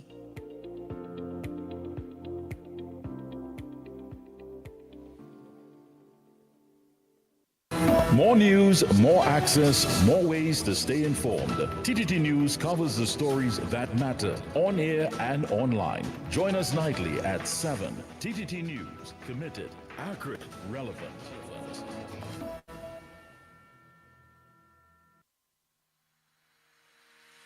Every morning begins with a story. The headlines you need. The voices you trust. The conversations shaping our nation. Welcome to Trinidad and Tobago Today, where your day starts informed and inspired. News that matters to you. Conversations that spark new ideas. Stories that move Trinidad and Tobago forward. Tune in weekdays, Monday to Friday at 6 a.m. or join the conversation on any smart device at TNT Today Show. Trinidad and Tobago Today. Start here, exclusively on TTT. Are you looking to take your business to the next level? Let Talk City 91.1 FM help you reach thousands of potential customers daily. Our sales team is ready to craft the perfect advertising package just for you. Contact our sales department at 622-4141, extension 2601, 2602, 2605, and 2607, or email info@ttt.co.tt for unbeatable advertising opportunities with Talk City 91.1 FM. Carnival is culture. Culture is conversation. Talk City 91.1. Any views or opinions expressed on the ground report are solely those of the hosts and callers and do not represent the views, policies, or official position of Talk City 91.1, its management, or affiliates. This is Destra. Right now you're listening to Talk City 91.1. Keep it locked. 6 a.m. to 9 a.m. Join Andy Williams and Lennox Smith, the Ground Report team, as they rip apart the lies, half-truth, and misinformation that the mainstream media never discuss. The Ground Report.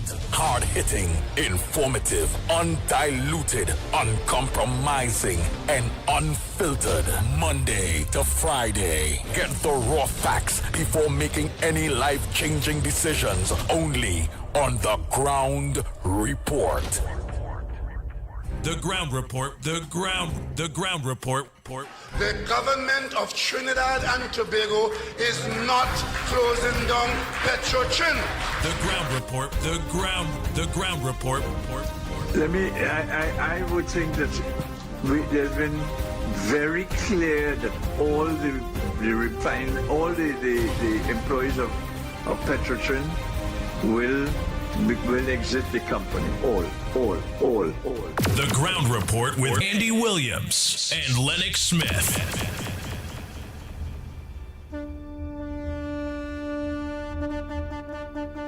Oh boy. We are back. Time check. It's 38 minutes past the hour of 7 o'clock. And you are listening and viewing the Ground Report on all our social media platforms. At Talk City 91.1 FM on Facebook, YouTube, and on Twitter. You can also get us on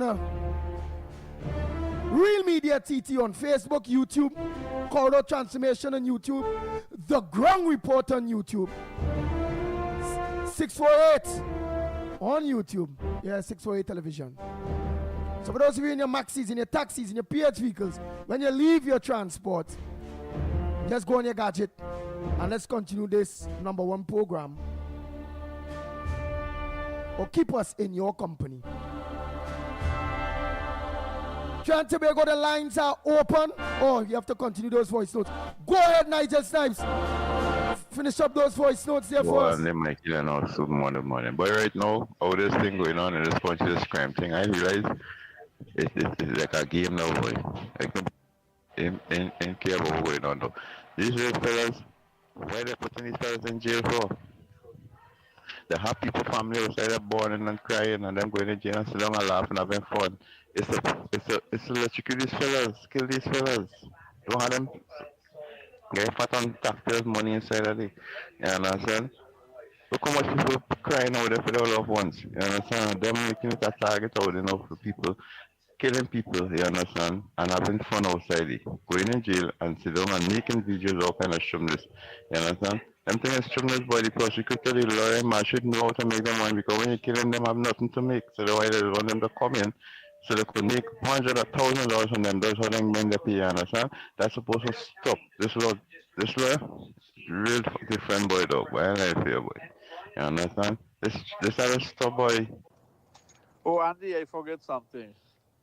Oh, Andy, that's a good thing they're doing with registering all of those illegal migrants like the Venezuelan.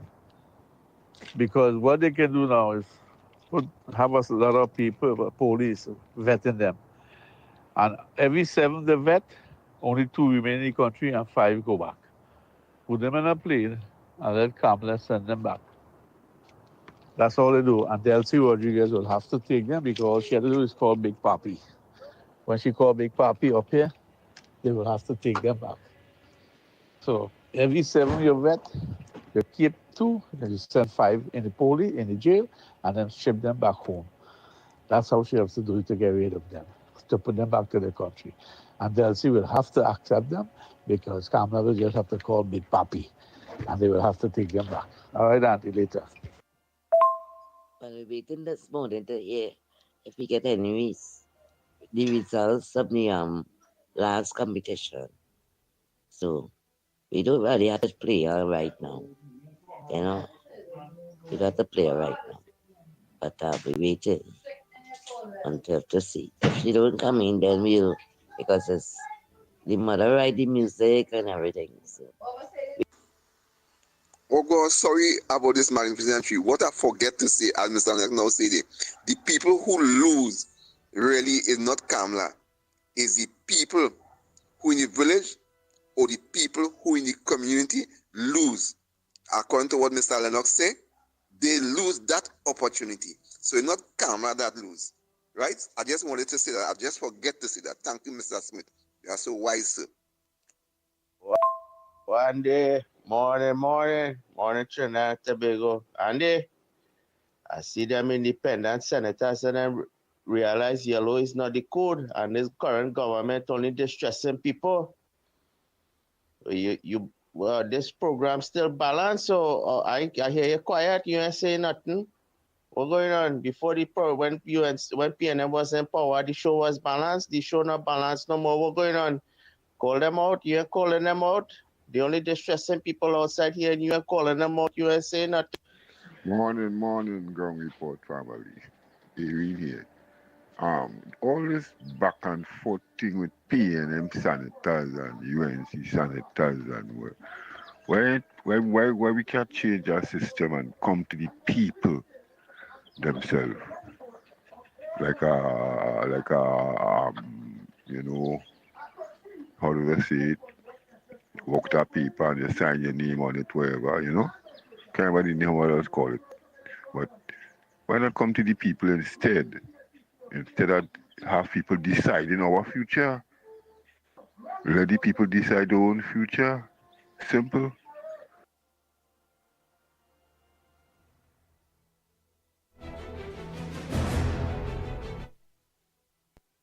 Have one more. That's where we at.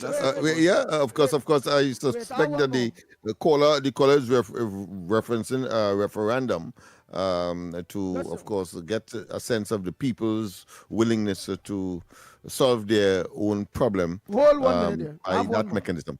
Go ahead, Andy. Hi, Andy. Good morning to you, Lennox, Mikey, Nigel, and to everybody out there.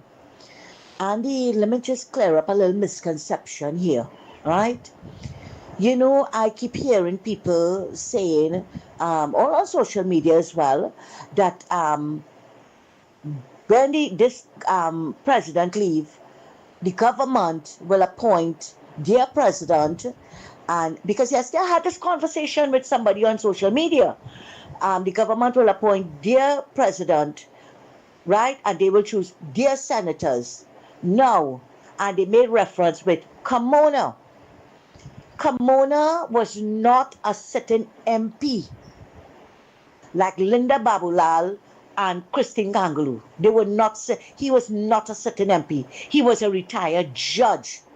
We don't know his political affiliation.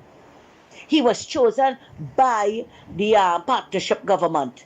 He was chosen by the partnership government. And Rowley had the gall and the gumption to tell him, brace yourself, buckle your seatbelt for all the corruption that's going on with this government.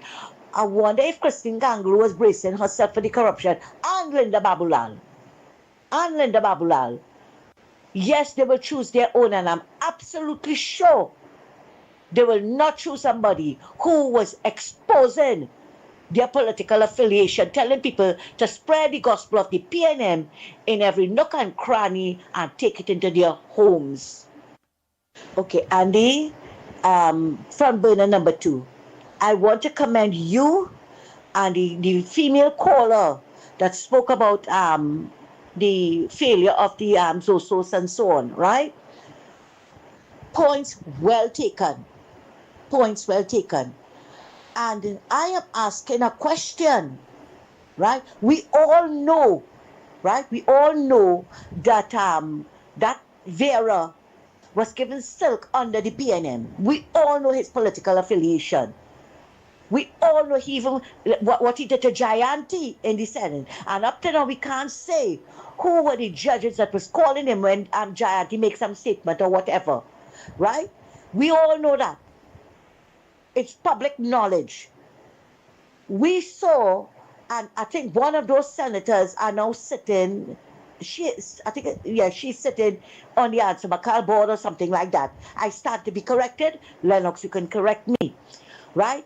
I want to know, since this government came into office, and even before, under a UNC government, how many times did those so-called independent senators supported anything from the UNC government? And I also would like to know how many times they supported the PNM in everything that they bought, whether it was right or it was wrong. How many times they supported them? Maybe Lennox can help me with this. Maybe somebody else out there can help us with this, right? We want to know. We would, inquiring minds want to know how much support they give to the PNM government and how much they give to the UNC government in both dispensations, right? Under Vieira, especially under Vieira. And before I close, I want to say, Danishwa Mahabir was the best, the most independent senator ever was. There ever was. He was very impartial. And he was under Patrick Manning's watch. That even Patrick Manning took him to do the audit when they came into office after Pandey's UNC government. Thanks a lot, Andy. Let's good morning again. Andy, Lennox, let's ask you something. Is it possible that these independents and them get some kind of threat by some hierarchies to vote against this thing? Is it as a possibility that they have been threatened? I mean, I'm just saying out of the box, and they have to go along with it. I don't know. I just see it. Is there something you see things in movies, you know? So do we know if it's a movie we're watching? Because them can't be thinking under their own conscience and everybody voting across the board like that. Not even one of them saying, well, go against it. You understand? So they all of them have the same page. I think they should move them from behind the opposition bench, you know, and put them in a separate section, you know, because it seems like them getting influence, you know. All right, blessings, everyone. Andy, morning again. To that caller who called, I had to pull aside, you know. To the caller that called and say the UNC look for that because they're investigating Imbert and this one and Faris and things. You want them to take the taxpayers' money and whatever kakada that was left in the treasury to go and investigate these corrupted politicians. They have to start to bring in revenue in the country. Look how much things the woman come and she do, in a short space of time. This whole country needs to be reset. When the country gets in a comfortable position that money is coming in, they start to create more jobs, we see the infrastructure, the roads and whatever, then they could concentrate on charging and bringing to justice these corrupted politicians. It takes money, it takes time. How much thing all you want the government to do at the same time? It's only 9 months the government is there. They have the facts. But at the end of the day, they have to gather the information, make sure they dot the I's and cross the T. What you want them to do? You want Imbert and Faris and them to go now and slam the government with lawsuits and then taxpayers have to pay it? Oh gosh, all they relax all themselves now, pat down a little bit, man. Everything will get done. Everybody wants these criminals and these thieves to become before the court and to pay back our taxpayers their dollars. What about the 1 million US that they give Maduro? For nothing. And that's what we know of. What we don't know of? Of course, they'll relax on themselves a little bit. The UNC look for what they get. All take all the time, no man. Nice. Well, that's it for voice notes for now. But my interjection there will be, I will help that lady there on her discourse. One, the government of Trinidad and Tobago cannot investigate no corrupt politician or no money missing and those type of things. People, it is our duty to educate you all. Them cannot do that. The powers to be that have to do that is people like the police commissioner, the DPP, and them kind of people. Not the government. The government is the legislative. Not the security or the police. They can't. What they can do is maybe what they might be already doing is making information available to the relevant authorities that have the power to do that. Anytime I see the UNC government locking up people,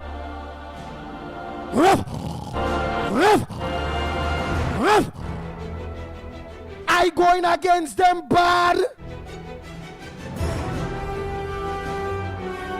Because it is not, them can't do that. Lennox Smith, please explain that to the people of Trinidad and Tobago. That is a serious homophobia that people have. A government well, I was about to tell you go to the top of the class because you did a very good job. There is something called the Central Authority in the Office of the Attorney General that deals with matters of that nature, including, of course, extradition and so on, and to get information in other jurisdictions, such as in other countries and so on, follow the money, so to speak. But the ultimate office to, of course, engage, particularly where criminal matters are concerned, certainly is the DPP ultimately, and the police will engage. Of course, in terms of civil matters, the Attorney General can, of course, bring matters to the court in that regard, if it's to recover monies that might have been illegally or corruptly taken from the people of Trinidad and Tobago, the taxpayers. So those are the nuances that I would want to make an intervention on. But of course, to tell you that you have done a good job in treating with that explanation, I don't think I need to add any more to it. Nice. What else we have out there on the front burner besides this bill that some people, well, I can say about 40% of the country, to me, our way out is based on race and based on that police shooting or murder of that gentleman there. I want to address that slightly before we go to other things, because we have Stuart Young suing Dr. Munilal for defamation. So that's a matter that we could look at as well. But before we go into wait. Before you go to there, because we really beat on this topic really long. So you said that Stuart Young, the former energy minister of Trinidad and Tobago, put Dr. Munilal, the current energy minister of Trinidad and Tobago. He sent him a pre-action protocol letter, the 14-day period to respond to such an initiative that will begin the process of a full-fledged legal matter before the court is still to be exhausted. Will you be able to tell us what was said? It is in response quickly. We have to go for the break, but quickly. Stuart Young is alleging that he call his name in respect of that $7 billion that was not figured out by the ministry when he was there. Because again, but let's go for in motion. Dan Lorraine, satire in silk. With exaggerated curves and elaborate gowns, Dame Lorraine was never just comedy, she was satire. In the 19th century, freed Africans parodied the excess of French plantation society, mocking aristocratic fashion, manners, and power. Every movement exaggerated privilege. Every costume questioned status. Dame Lorraine reminds us, Carnival has always spoken truth, sometimes with laughter. Carnival Stories, where humor meets history. Carnival Stories on Talk City 91.1 FM.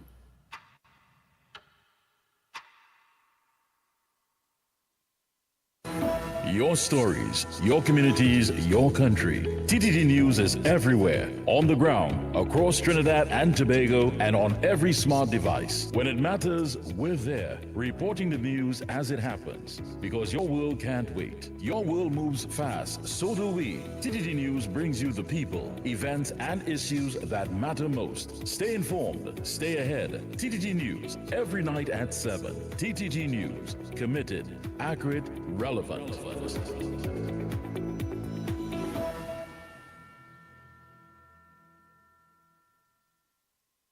Pan on the road.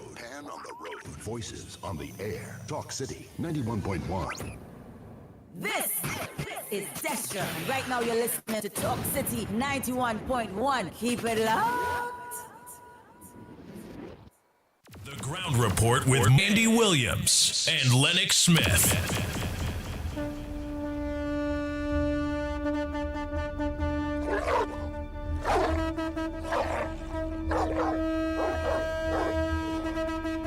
Nice. I wanted us to get back in before the top of the hour there.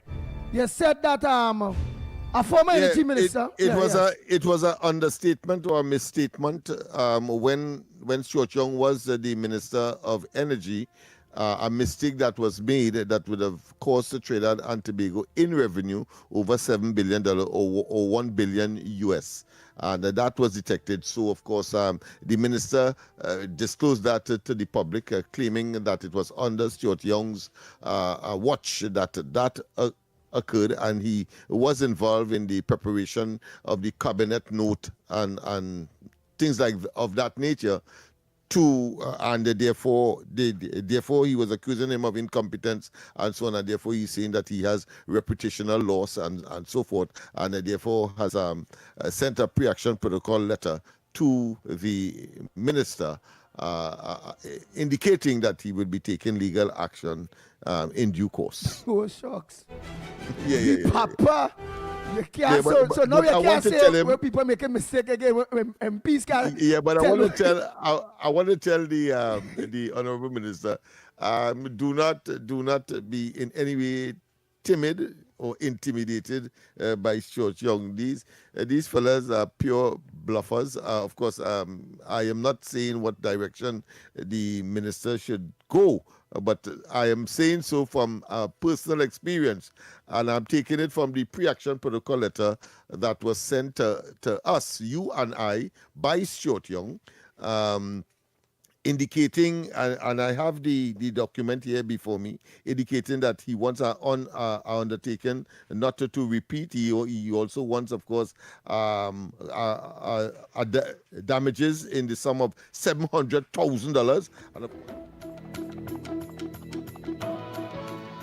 Good morning. This is your TTT News Update at 8. I am Carrie Roberts.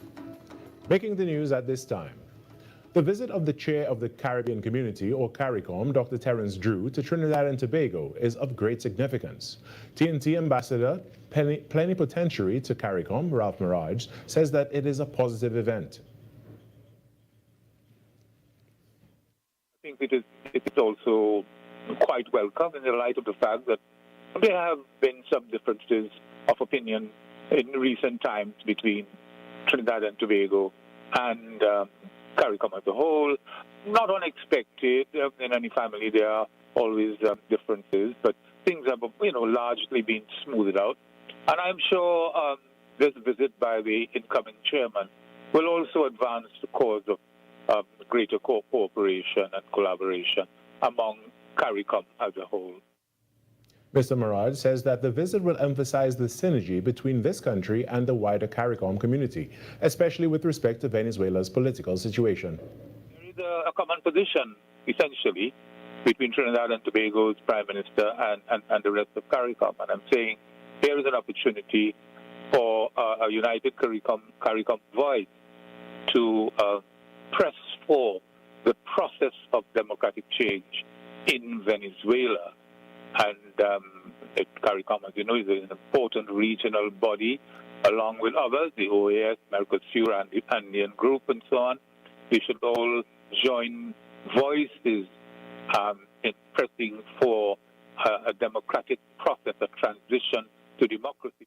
In other news, government has distributed over $2 million in flood relief to farmers affected by flooding in May 2025. That's according to Minister of Agriculture and Fisheries, Ravi Ratiram. Minister Ratiram was speaking during a farmers' consultation held at the office of the Member of Parliament for Tunapuna on Wednesday afternoon.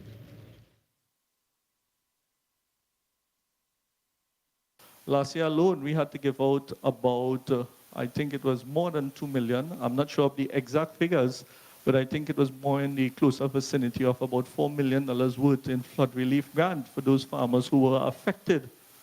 And we are talking about not just giving out the grant to help the farmers, the price of the commodity in the market, after the supply falls, what happened? the price goes up. The Cooperative Credit Union League of Trinidad and Tobago has pledged its unwavering support for the continued development of the credit union movement. This is in response to claims by a joint select committee that the legislative framework governing credit unions across the country is outdated. The assurance was given during the launch of the League's 2026 calendar of events, where the organization reaffirmed its commitment to strengthening and modernizing the sector. Newly appointed president of the Cooperative Credit Union League of Trinidad and Tobago, Aldrich Neptune, noted that the league has been lobbying for legislative reform since 1975, but those efforts were overlooked for decades. These claims by the central bank are a distortion of the facts. For it is a matter of public record that the league and the credit union movement were the first to call for modernization of the Cooperative Society Act 8103 of 1971. With the launch of the calendar of events for 2026, Mr. Neptune said the movement will continue to defend their rights and protect the interests of its members. We support the democratic right of the members to elect their leaders. However, we have never suggested that anyone, as the central bank put it, can walk off the street without meeting necessary competencies and sit on a board. We have never advocated that, and we do not support that. And that is not what exists in the movement at the moment. The annual calendar of events listed several items, including an overview of FATF amendments in March, the 79th Annual General Meeting in April, and 26th Annual Leadership Conference in May. In some sport now, the West Indies under-19 team fell just short against Australia in the Super 6, going down by 22 runs, despite a blistering start from opener Zachary Carter. Carter struck 64 from just 42 balls at the top of the order, giving the West Indies real hope in the chase, but after his dismissal, momentum slipped away. Speaking after the match, Carter reflected on the disappointment and the lessons he's taking from this World Cup campaign. I was really disappointed. I was really determined to get a base score and get my team over the line. So it was gutted, and to me it was a poor shot selection. And I just think that learning has to take place.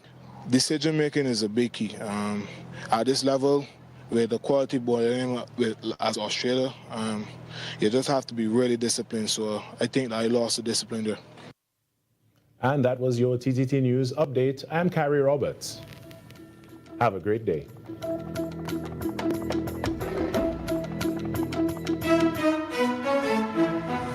That was TTT News on Talk City 91.1 FM. Talk City 91.1 FM. Talk. The Cabinet has approved the increase in the permissible age of importation of foreign-use right-hand drive private cars, that's sports utilities, SUVs, sedans, and station wagons, powered by gasoline, dieseline, or compressed natural gas, CNG, from 3 years to under 8 years, and under from the date of manufacture. Music.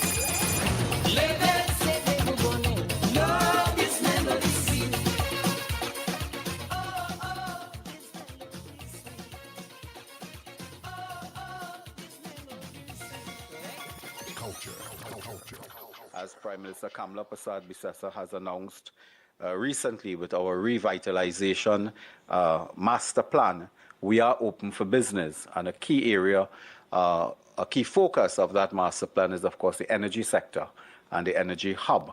And we will be open for business, not only for Nutrien, but for all other players that wish to discuss their investment portfolio with us. Engaging conversations, latest news, our music. This is Talk City 91.1 FM.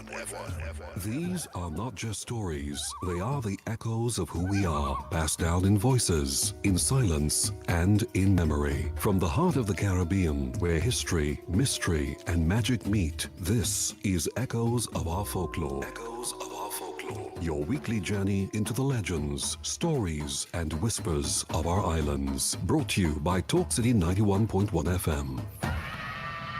In the folklore of the Caribbean, there are spirits whispered about when the sun begins to set. They are called duendes. They are said to be the souls of children who died before they were baptized, doomed to wander the earth forever. They are often seen near forests and along the edges of rivers, but there is something strange about them. They have no faces, and their feet are turned backwards. It is believed that Duendes may approach children who are alone, gently calling, leading them deeper into the bush until they are lost. At night, some say they come close to people's homes, crying, whimpering, as if searching for company. And so the elders warn us, never call your child's name in open places when the light is fading. The Duendes will take the name and use it to call them away. In our stories and in our silence, we keep the old warnings alive, because when dusk falls, not every voice in the forest belongs to the living.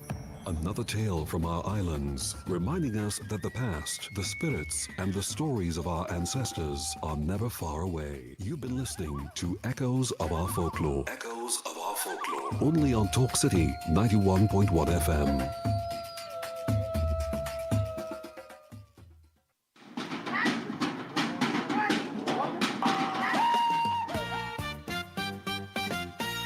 Within traditional mass, the Jabmalasi speaks through action rather than words, using movement to convey meaning and intent. Last time, we reviewed its distinction within the devil band and the costume elements. In today's installment, we explore the character's movement and symbolism. Experienced portrayer of the traditional carnival character, Miss Kia Mulrain, who spoke virtually with InfoDev Radio, enlightens us. The movement of the Jabmalasi is, to use a patois word, it's to diskinky the body or to disfigure the body. So you're going to see somebody moving in ways that you would not consider a regular human being walking down the street to use. So they may be crawling on the floor or bending their body in different ways. Also, in terms of movement, what I would say is that the jab also tends to move in accordance with what we call the jab rhythm. So traditionally, you would hear this most often accompanying a Jabmalasi on a quick span, or you may also hear it at times in drums. But the rhythm is also very present in some of our own current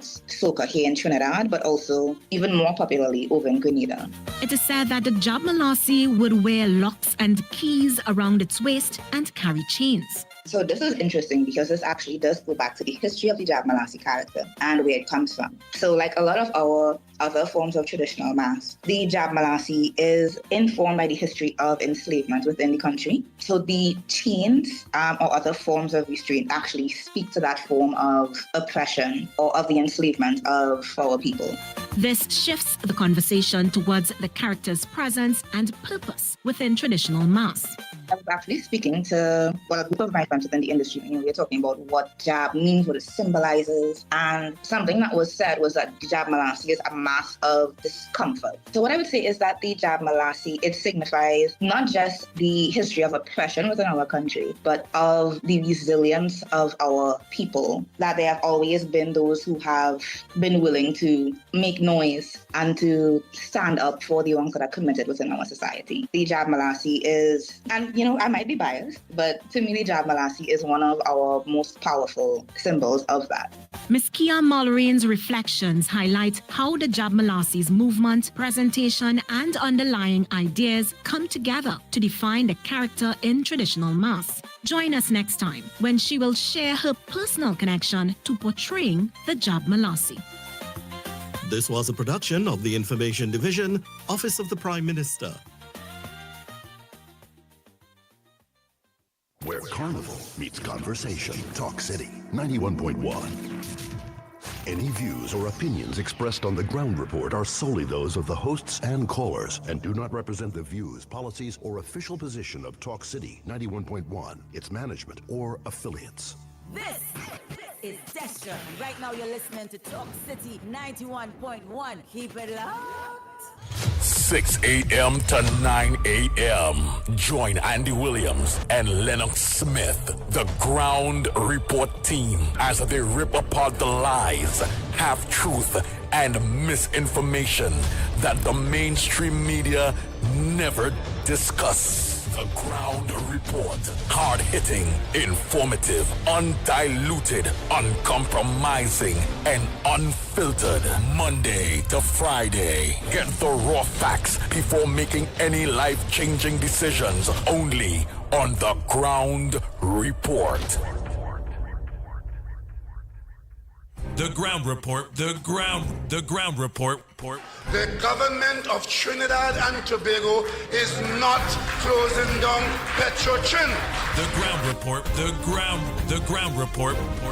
I would think that there's been very clear that all the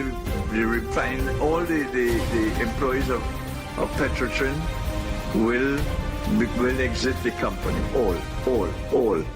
The Ground Report with Andy Williams and Lennox Smith. Oh boy. We are back. Time check.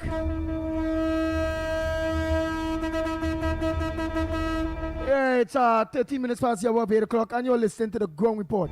Yours truly, Andy Williams, the pitbull of radio, which is me. Lennox Smith, the big word man. Our director, Snipes. And you, the people out there, and your thousands of you that are locked on. Especially my maxi taxi drivers, PH drivers, bus drivers, truckers. Yes, you drive in public. Thanks so much for making sure the commuters that you are carrying to work and from work, that they lock on to the number one program, the Ground Report. And don't forget, any one of them tell all you change your dial. Change your dial. We don't want to hear about no Ground Report. Remember ways we go, Watch them in the remember? Pull aside easy, and then throw them out of the maxi, throw them out of the taxi, throw them out of the PH vehicle, throw them out. Yeah, we can just throw them out. Sandy Jones, a pleasant good morning to you. I see a lot of people saying that you're not wrong, but I see like you now jump on. I was going to call her after the program to find out if everything is all right with you. We haven't saw you for a while, so there have a lot of calls coming in, right? We know we stick so much already to this bill, and then the plenty of the talk is all about those murders. Well, the murder of that young gentleman in the car and all those various things, right? But I want to watch the Guardian, the front page of the Guardian here, which stated not so. Independent senators. I would love to make reference to complete my reference with respect to our own experience as far as pre-protocol action protocol letter is concerned. By Stuart Young. Yeah. By Stuart Young. Yeah. Prior to so the break, Tobago, we weren't able to complete. Stuart Young, Soil, and Lennox Smith will explain you all, sent a pre-protocol action letter for definition for myself and him. And asked for we to pay 700 and something thousand and all kind of bacchanal thing or whatever. Lennox Smith, let them know why he did that. I think we'll have a sense as to the kind of cowardice that these people are, in my view. Of course, this pre-action protocol letter is dated the 1st of June 2020, so quite in 2020. Pre-action protocol letter, of course, and it says defamation of Mr. Stuart Young, published, well, I'm not going to call the name of that entity, but certainly it came from Alatasha R.G. Gerving, that is, of course, his attorney. And, of course, inside of there, very interesting indeed, as part of the members of that chamber, you also have, among others, but you have people like Michael Kwamina. That team is very important, Michael Kwamina. The former chairman of the Heritage and them companies there. Yes, Heritage. And the man who is also the legal representative for Dr. Rowley, who he put there after the closure of the oil refinery and the shutting down of Petrotrin. We remember that, and we had said that is a conflict of interest and among other things. But we will deal with that later on. I just want to read a piece what you said to compare it with what Dr. Mulal would have said, to just give people an idea that this is more politics than anything else. But let me tell you what he was asking us to do. He was asking us to one, give an undertaking not to repeat the published words that we used. Two, an immediate and unequivocal public apology in terms to be approved by of course, the lawyer. That's one, in 7 days' time. And then thirdly, damages in the sum of $700,000. Let me repeat. He was asking Andy and I to put as damages 700,000, or maybe in some escrow account or something, I don't know. And fourthly, of course, payment of my client's cost. That is to say, the lawyer is asking us to pay the cost to Stuart Young for this pre-action protocol letter back in 2020, the sum of $5,000. All right, and what are some of the things that he complained about? Well, Andy said, for example, what the aircraft had, how much U.S. money Young you get. He was asking that question at the time. Of course, you would know that would have been at the time when Delcy Rodriguez came into the country, and everybody was appalled because, of course, locals were unable to come in because they were shut out. And yet still, of course, Delcy Rodriguez and others and her entourage was able to come into the country. Well, of course, let me just speedily say that this pre-action protocol letter was when 2020. Well, we sent back, and this is 6 pages long. Well, we sent back almost, I think, 50 pages of response. That was our response within the 14 days. Incidentally, I think Andy will want to address that. In the one. 7 days, not 14. He gave, remember, he gave me 7 days to respond. You know? Yes, 7 days. 7 days. Yes, I believe it's that. Yes, but at any rate, I know you would want to respond to how Lala so we went to Larry Lala. We went, go on, you say that before I draw the conclusion. So we went to Larry Lala, Trinidad and Tobago, who was supposed to be a UNC back then and a lawyer and all where it go. When we went to Larry Lala, from days when I didn't know something wrong and this man is a PNM under low profile. And all of that is before he run for leadership, was running for leadership of was on a slate of the UNC and all them kind of bacchanal thing. All that was before that. That man technically say, we wrong, he can thing, best we apologize. Technically saying, pay up, hey, bam. And we didn't study him. Lennox organized, pent, sit down and pen the response. And to this date, that whole artillery of lawyers just leave us alone. Because yes, it was that. It was, and if it wasn't so, you would be hearing Young up and down the country saying, "Ah, boy, they catch the ground report, and therefore they will, of course, squeeze them for every dime." But let me tell you, people, what transpired up to today, when we sent our almost 50-page response, among other things, responding to every single concern that they would have had, including, and let me just say this quickly, including calling him a liar. And of course, we sent back a flash drive with all of the lies that he told. Well, boy, we haven't heard from Young since up to today. So I'm just letting Munilal understand, Dr. Munilal understand, that it is for pure political gimmickry. But in terms of serious development, how could you send a pre-action protocol letter? You are a public servant in essence. You are the titular minister responsible for the Ministry of Energy at the time. I'm talking about Stuart Young here.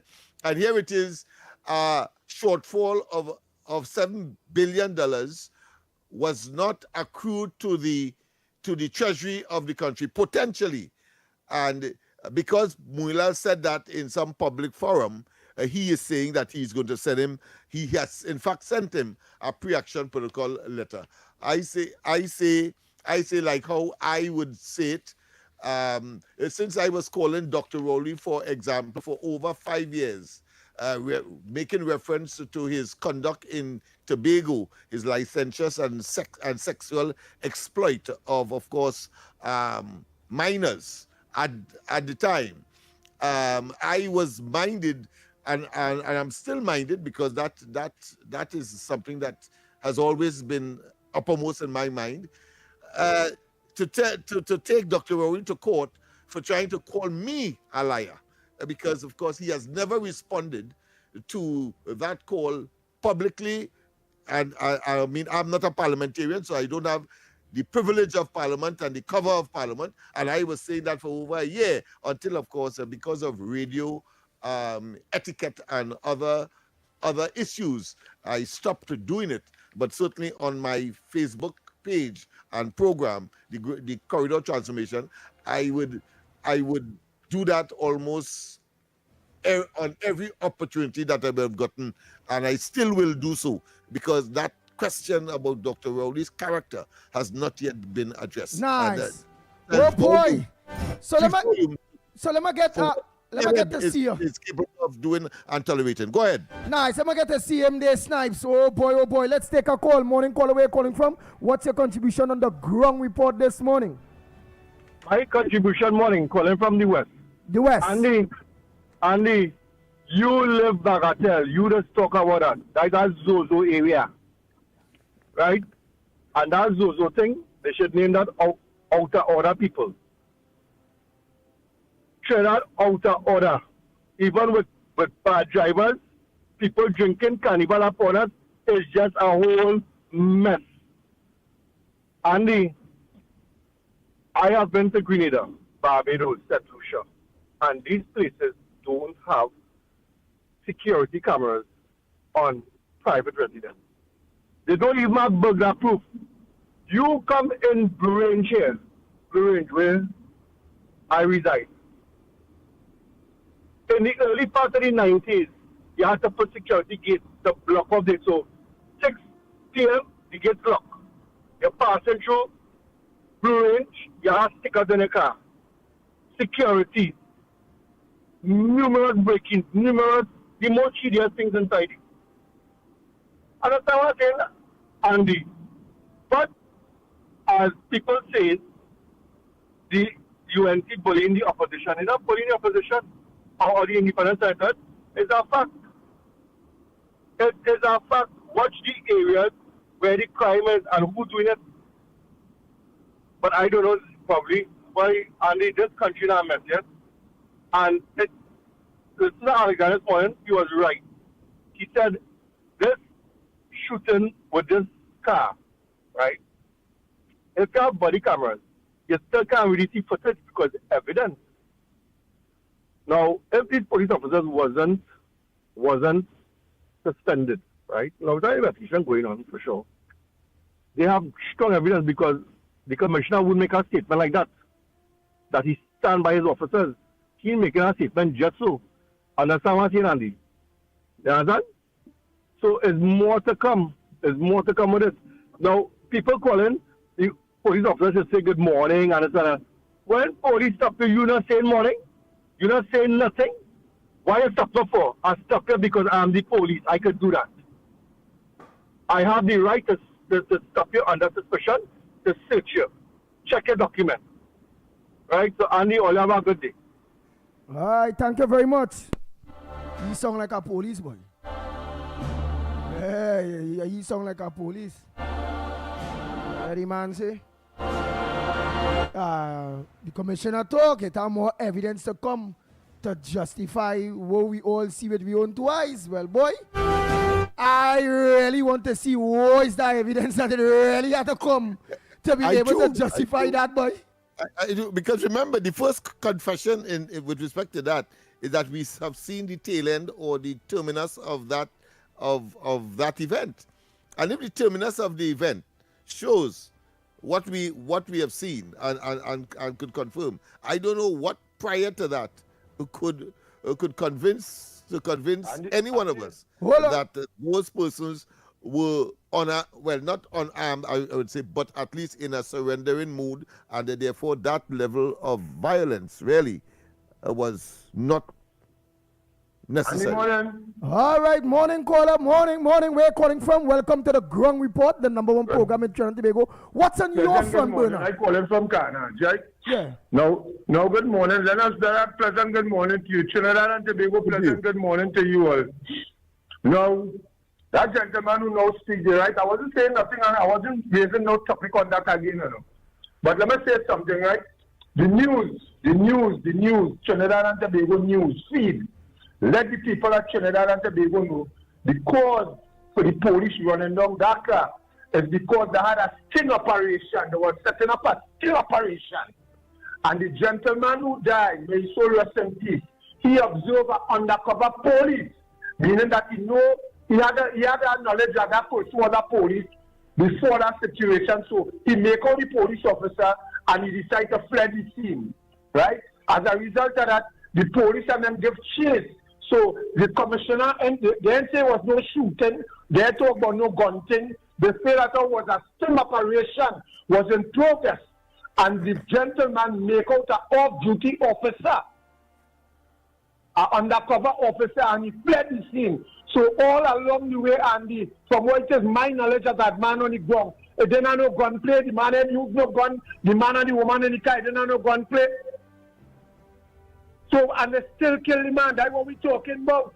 So if the news can tell you that, and they're talking about evidence and evidence and evidence, they say that, the news say that, they say that to Trinidad and Tobago. So why is it so hard that if the police do wrong, something wrong, first they're all right, all they're wrong, boy. We try to protect all they, but all they're wrong. They catch all they, so we had to do something about that. That is what we have to do. Because if we already had this, that's about 2 weeks ago. It had a next sting operation where they killed 2 men somewhere in Barataria or somewhere up there. If all they can remember. And they say it was a sting operation, a marketplace operation, what went wrong, and 2 men ended up losing their lives. So this is something the police developing now. When people make report, they're going and sting up, they're going and sit down and wait until you come. And when you come, if they won't hold it and you stop, they're killing you. That's what the people and them saying. So I don't know, I could be wrong. Lockdown, understand, brothers. All right, next caller, morning caller. Where you calling from? What's your contribution on the Gong Report this morning? Morning, Andy. Morning, Lennox. It's been a while. Morning. Yes, it's been a while, Mr. Controversial.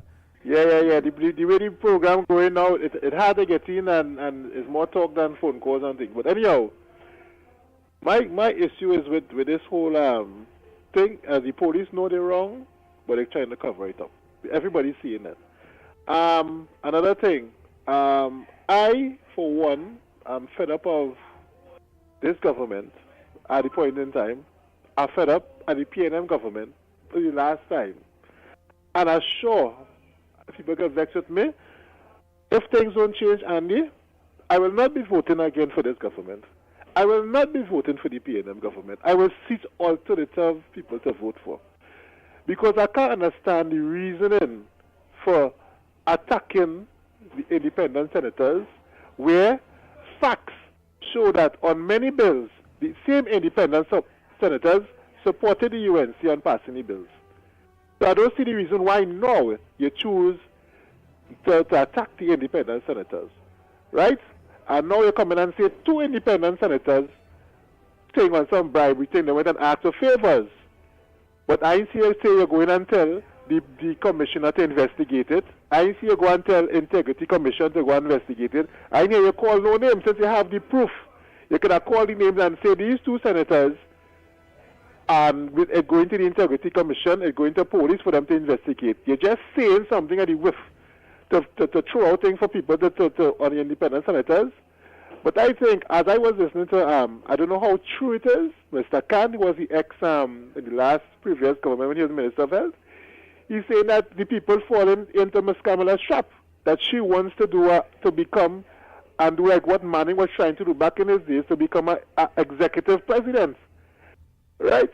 So all these things that's come out on social media. Right? Yeah, and I think... Yeah, but why you always, no matter what you say, right, you have to be on the UNC, no matter because what. You know why? Because when it was in the PNM, we was on the PNM case. When it's on the UNC, you have to be on the case. We have to get them to do the correct thing, Andy. We can't just sit down and leave things to go how they're going, and we are upset. Why must we, that who voted for the UNC, right, sit down, as many people are very disgusted with the UNC right now, you know, Andy, and you know it for yourself, Lennox knows it for yourself. Many of the same UNC people fed up at the UNC. And they keep saying we didn't vote for that because you all did not even in the budget. You all stated that we are going to raise these stuff, you know. Or they come afterwards and raise all these things for the people, you know. And when they go in the grocery, as I just always say, the grocery prices going higher. You see TCL Cement come out and send out a report now because of the gas raising. They're going to raise their price. They didn't say by how much yet, but they say they're sure they're going to raise their price. So not all Mr. Tanku say, oh, you want the people to absorb. The company's not going. Who in them right mind in business going to absorb all that price increase they're going to get? Nobody. They're going to raise it. If they raise it one time, they will raise it gradually. So this year they might get them a 1% increase, and they will raise it. Nothing will stay down. Imagine all these things. But what about the all right? Again, I just trying to be a devil's advocate, and in order to keep that balance and to sort you out too. But what about the independent? I never hear attack on them independent senators when the UNC government come with very good bills such as the Children Life Fund and all them things, and they never voted for all them things. They never. When have they ever supported the UNC government? And what bill you know of? All right. This bill that now passed, the Home Invasion bill, everybody supported it. They supported the bill. They support bills in past because we servers come and say, when you notice, Andy, in the past and now, anytime independent senators do not do you believe they supported do you believe they supported the Home Invasion bill based on the many other very important bills that people could have seen playing out that have no kind of interfering with the people of Trinidad and Tobago? All they could do is help, and they vote against, abstain, and they just supported that for people to not to see them for who they are, independent, but really not independent, but PNM stooges that was placed there by a PNM president. I don't know, I'm just asking. I say I'm just trying to be a devil advocate. Yeah. Because at the end of the day, Andy, why watch at it, right? Yes, we don't know who's independent. None of them independent. Then we can say, well, use a PNM, use a UNC. We don't know who they vote for in the last election, right? Some of them could have voted for the PNM, some of them could have voted for the UNC. We don't know. The president put them there based on her advice or whatever when they vet them and things. She ain't going to pick up anybody and just put them there. So when they got vetted or whatever, I believe she make her choice. Yes, she is a PNM. But when her time is up, Ms. Kamala Persaud said they have to put in a new president. What are they going to say? That is a UNC president, right? Because they come under the UNC. No matter who it is, it could be an independent person. Well, I'm not again trying to be a devil's advocate. Again, it's just for the purpose of balance. But we heard one Ms. Santa Cruz mention that she understands what you're saying there, but the difference is that the PNM put active politicians as president. That's the mistake they make. Because they put an active person who was a member of parliament, and so we sure that is a PNM person. We sure. Right? But the UNC never talk about the but we're not sure that the people that put for independence people as, okay, let me say all of them resign, right? Let me say all of them say, here, well, we're not going through this. All of them resign. Who they had to put again? And she said, had to go and put back new independent, and we're going to say, that is PNM again, and she could put back PNM day. And it would be a cycle going wrong and wrong. Now, remember, this is the same people that when they bring a next bill, they go want help from, This is the same people when they bring some next bill that they would want help from, All right, so you agree. They're supposed to be lobbying, They're supposed to say what? Even though we think earlier it's PNM, we're supposed to say what we want this bill to pass. Look at how much amendments they wanted. Now, the Attorney General said they don't have enough time to do the amendments, right? They right now, they can't bring back that bill until July. It can't come back. So what's so hard in taking? We say, all right, I will help all the we will come and we can't do it for the end of the month because look, they still can't do it anyway because the bill didn't pass. Here what? We go take 2 weeks or whatever. Let me try and get, or at least a month, let me try and get in the amendments for you all and bring it back because right now we still don't have nothing. All right, so do you agree then? So even if it's a real good bill, you find that they're right because the present government calling them out, stating, well, they're not independent, or bully them, or talk to them, or whatever. And although they're seeing it's a good bill, or let me say they're saying it's a good bill, that they have the right not to vote for it because our government shouldn't have tell them something in advance, and they should have just lobbied. They're supposed to vote on if the bill is a good bill. But I believe not this, because if you listen to their, I know you say they listen, but if you listen to their contributions, some of it was actually, they wanted the bill, you know. Some of them actually wanted and say, yes, parts of the bill were good, but they wanted amendments to, and even the AG said, Mr. Arwari made a point, and he was willing to come put in the point Mr. Arwari made. He also said, I think Mr. Vera make a point that he was willing to do it, but he was only concentrating that the SO is finishing this month, and they would not have time to put in the amendments because they had to go back to the lower house and stuff. Now, if the bill didn't pass, right? We don't have the bill right now. It have no bill. The bill failed.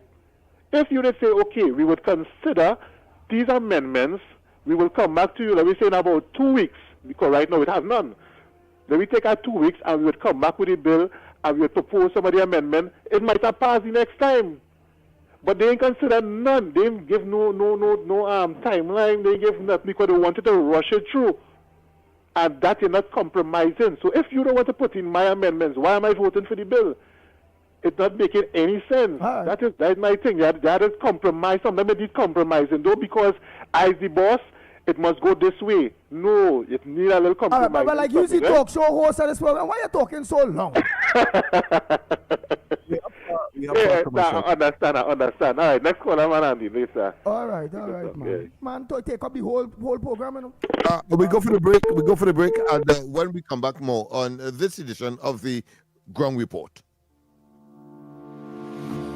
If you are a migrant currently living in Trinidad and Tobago without legal immigration status, this message is for you. The government of Trinidad and Tobago has introduced a special registration process for migrants who have overstayed or entered the country illegally. The online registration process will begin from Monday 26th of January and end on Wednesday 25th of February 2026. All applicants are first required to register through the official portal at migrantregistration.gov.tt. That's migrantregistration.gov.tt. After completing the online registration, there will be a mandatory in-person processing and verification which begins at the end of February 2026. The start date for that phase will be announced through official government channels. The in-person registration will take place at the Hazley Crawford Stadium, Port of Spain, the Atto Bolden Stadium in Balmain, Couva,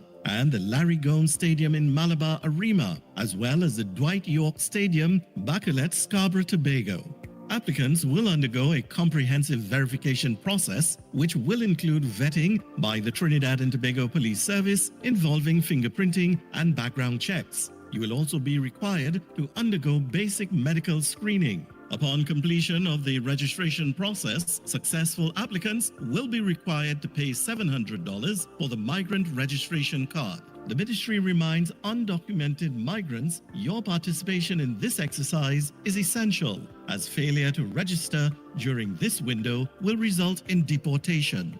This special registration process for migrants is your opportunity to be documented, protected, and allowed to work legally in Trinidad and Tobago for a defined period. For additional instructions, along with online application and required forms, visit the official portal at migrantregistration.gov.tt. That's migrantregistration.gov.tt. This message brought to you by the Ministry of Homeland Security and the Information Division, Office of the Prime Minister.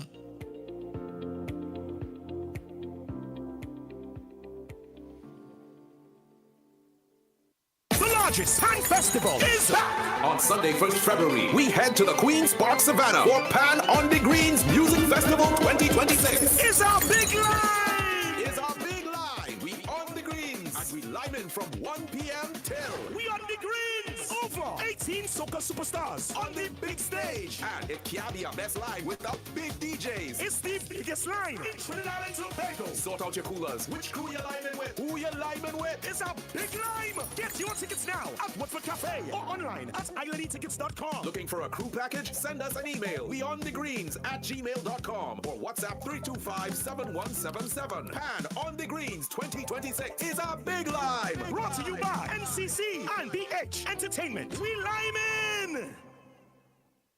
Your news anytime, anywhere. Join us nightly at 7. TTT News. Committed, accurate, relevant. Every morning begins with a story. The headlines you need. The voices you trust. The conversations shaping our nation. Welcome to Trinidad and Tobago Today, where your day starts informed and inspired. News that matters to you. Conversations that spark new ideas. Stories that move Trinidad and Tobago forward. Tune in weekdays, Monday to Friday at 6 a.m. or join the conversation on any smart device at TNT Today Show. Trinidad and Tobago Today. Start here, exclusively on TTT.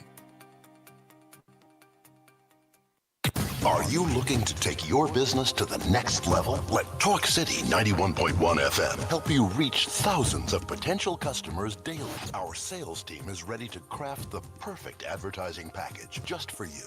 Contact our sales department at 622-4141, extension 2601, 2602, 2605, and 2607, or email info@ttt.co.tt for unbeatable advertising opportunities with Talk City 91.1 FM.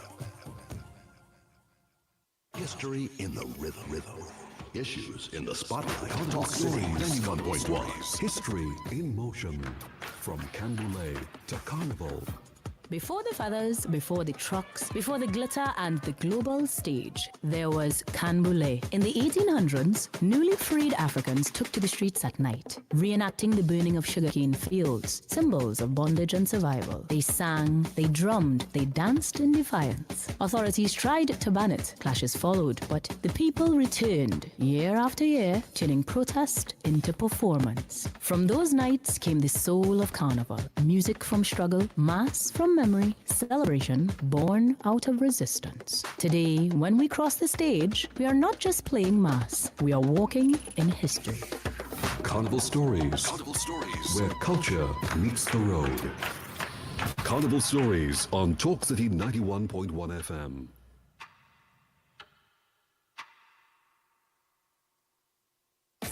Pan Festival is back! On Sunday, 1st February, we head to the Queen's Park Savannah for Pan on the Greens Music Festival 2026. It's our big line! It's our big line! We on the greens, and we live in from 1 p.m. till. We on the greens! Over 18 soca superstars on the big stage. And it can't be a best line without big DJs. It's the biggest line in Trinidad and Tobago. Sort out your coolers. Which crew you're liming with? Who you're liming with? It's a big line! Get your tickets now at Watford Cafe or online at iLadyTickets.com. Looking for a crew package? Send us an email. WeOnTheGreens@gmail.com or WhatsApp 325-7177. Pan on the Greens 2026 is a big line. Brought to you by NCC and BH Entertainment. We lime in! Your news anytime, anywhere. TTT News brings you the facts that matter most. On air and online. More ways to stay informed. TTT News covers the stories that matter. Join us nightly at 7. TTT News. Committed, accurate, relevant.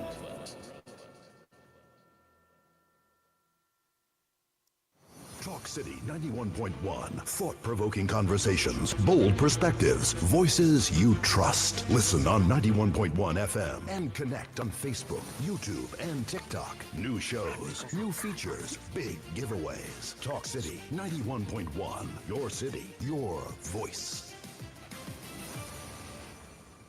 Any views or opinions expressed on the Ground Report are solely those of the hosts and callers and do not represent the views, policies, or official position of Talk City 91.1, its management, or affiliates.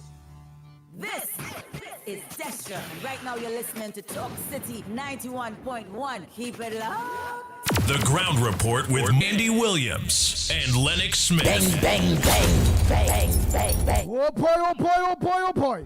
We are back, we are back, we are back. Time check. Yes, it's 13 minutes to the hour to 9 o'clock. And you're listening to the Ground Report. Yours truly, the pitbull of radio, Lennox Smith, Director Snipes in studio. What a busy day. But wait, the real people waiting for the calls and we run out of time and it have voice notes to play. So yeah, go it ahead. appears that a minute is shorter these days. What boy? It's real tough. 3 hours is extremely short these days. That is how I'm just observing that. But we have a call. Go ahead with the call. Go ahead, caller. Good morning, Andy, Lennox, Nigel, and to everybody out there. Andy, a minute is only about 20 seconds now, eh? Anyway, Andy, before I came on, I pray and I beg Jesus, cover my mouth so the wrong thing wouldn't come out. Andy, I cannot believe people could be so disingenuous, right? You ask him why it is that he never criticized the PNM, and he said, yes, Andy, that's not true. He came on to the ground report program. I don't know where he was doing it when the elections were called. And everything that the UNC campaigned on, he came and he poked it. He poked it. And never hear him talking about when Rowley went Laventille and say, weed off the government. Every road, every school, this was built by the government. Right? I never hear that. But I am hearing everything now that he's in disagreement with this government. And everybody out there could testify to that. Right? That's why they call him Mr. Controversy. Andy, if it is that she did say she talked about the demerit system, right? She did say. But she went in there, she saw where the people were still breaking the law. And I want to remind him, this is not about innocent citizens out there. These are lawbreakers that she was talking about. She raised it and she said it. Yes, I raised it. And I'm waiting to see if you all will do the right thing for me to remove it. And I want to remind him, and you're only talking here now about you will never vote for the PNM or never vote for the UNC. You have a tattoo on your forehead. Right? And any government who comes in after this government, not going to remove it. They're not going to remove it. And Andy, unless Mrs. Prasad, we can assume what she's going to do when Kangaloo leave there. Right? We can assume that. Yes, she's going to pick her own president, but we know for a fact that she's not going to choose a sitting MP. She's not going to do that. And that is the big mistake that PNM made. Now, he said something here that really made me have to pray to cover my mouth. You know why? Because he said, yes, the senators and them, they made adjustments, they preaching the bill and what. They got the adjustments, just like what they did with the Children's Life Fund bill. They asked for adjustments. There's a doctor there. She asked for adjustments. All the adjustments were made, and they told them that they were making the adjustment, and yet still they did not support the bill. They did not support it. And yes, they passed that other bill because they know why that other bill, because they saw how many home invasions, how many people died with home invasions, right? And it was water more than flour. That is why they helped pass that one bill.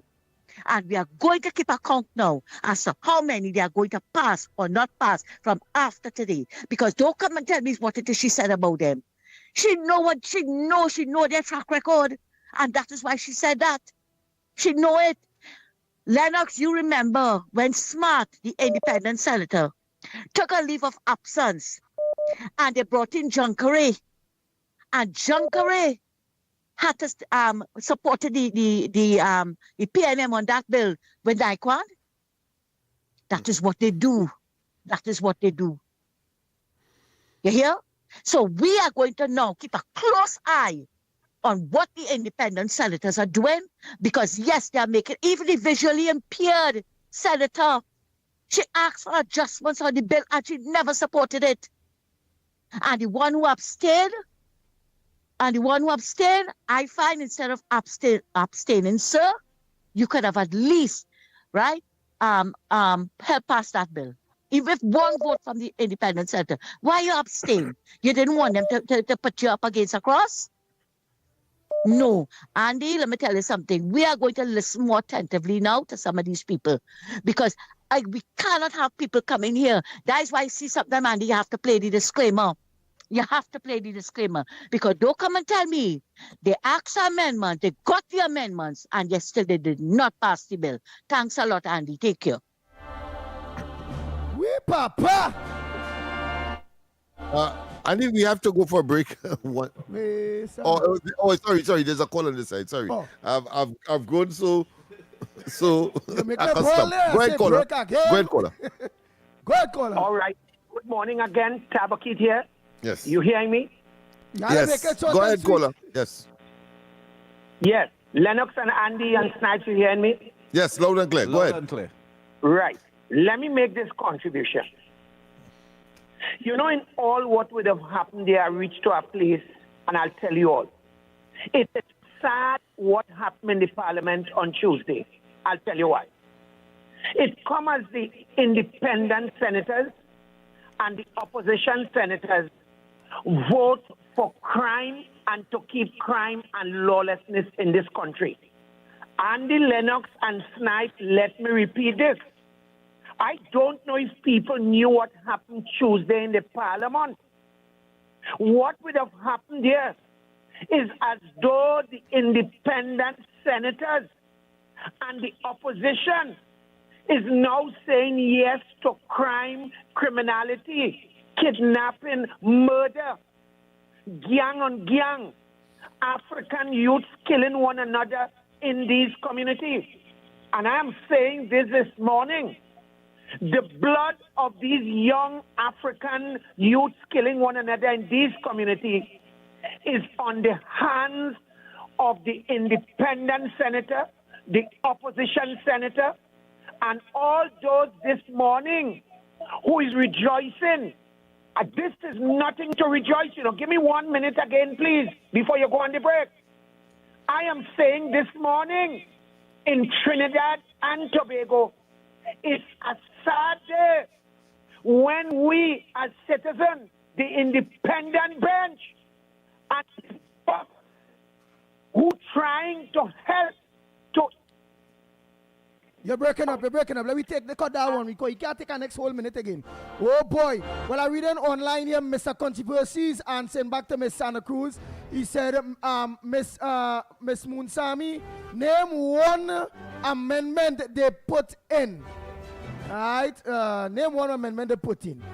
So that's how it goes there. No, I think he was factually correct because Jeremy did say that there wasn't enough time. And the explanation that he gave, I think, is accurate. My difficulty, however, is that having regard to the significance, in my mind, is the super significance of this particular measure, and I don't think that there was an opportunity for constitutional majority with respect, of course, to that measure that they supported the children's bill. I don't think that was the case. So therefore, the government could have passed it without a special majority. So you can't put in that. Now that they are able now to box in the government because they have to rely on them. We see, of course, in a situation where I believe that bill is much more significant, much more. There's a greater imperative for that bill than even, in my view, the home invasion bill, because this talks about putting the government in a legal what I consider to be a trap to focus on these communities and make sure that they get what was lacking beyond the draconian, if you want to call that, measures of a cordon and other infringement to their rights, including, of course, not a state of emergency, but a curfew. Yeah, curfew. Curfew is the term, and other things. But all of the rest of things remain intact. But most important, an opportunity to really focus financially and otherwise and bring the whole of government to impact on that community. I think that's the opportunity to lose. It's unpardonable. That's the opportunity to lose. Caller, you have 30 seconds. Go ahead, caller. It's 3 minutes. All right, I'm going to be very quick. First to begin, let us not, because of an incident with police shooting somebody, incomplete investigation as yet. But we want to make it like the citizens against the police or the police against the citizens. That could make the the two wicked crowd win. So it's not that. I is for the police. I don't know about anybody else. Andy and Lennox. All right, good thank you very morning. much. Next caller, Good short and sweet. Good. Hello? Go ahead. You're running out of time. Yes. Go ahead. Yes, Andy. Andy Ford can have a clip on Facebook. I want you to look at it and see how Kamala outfucks the independent and the opposition bench. Andy, it's time we get rid of the PNM disciples from the PNM gospel, boy. And it's time that we have an executive president like Guyana and no independent senator and them thing. They're only drawing money under false pretense. Thank you. All right. Next. Yeah, they got a chance to call the government Short to and sweet ransom caller. and they make use of it. Yeah, we really have political- 1 minute, caller. 1 minute. Andy, Barack here. Go ahead, Barpo. Let me edit this as short as possible for the population to understand. Just looking at the physical setup of our parliament, there could not be no independent senators. Because you can be independent and sitting opposite where the government is, together with the opposition, and be independent. You're supposed to be at least sitting in our next area in the parliament. So that alone tell you what you're hearing coming from the debate that goes out from the government in passing a bill, it is coming together with the opposition voices. So the independent could never be independent, coming with the same direction towards what they're debating against. If there was in a different area, separately from the opposition, then you could have said, well, okay, they might be independent. But the physical seating alone just gave you the All right, bias. thank you very much. We got the gist of it, and of course, that would have been for when the UNC was in opposition as well. So I think that argument is a bit. Well, I'm going to close it off there quick. Trinidad Yeah, Tobago. yeah, go ahead, Andy. Coming up Go ahead, next, Andy, yes. Off the records with Mr. X and Stefan. Off the record. Big program after the Gong Report. Don't forget tonight, Corridor Transformation with yours truly, Lennox Smith, at 8 o'clock. So Trinidad Tobago, until tomorrow morning, please God, same time, same place, 6 a.m. to 9 a.m. on Talk City 91.1 FM. Yours truly, the Pitbull of Radio on behalf of the Gong Report team. We are out of here.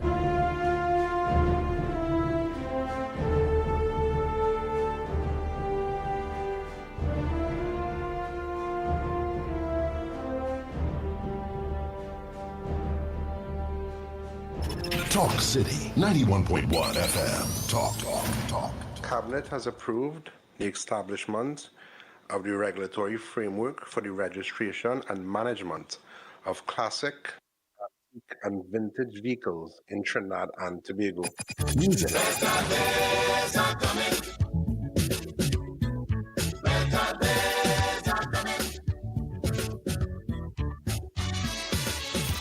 Culture. We are now in a state where I can now proudly announce that our gas production will increase by a significant amount given all the various projects that are now expected to come online. Engaging conversations, latest news, our music. This is Talk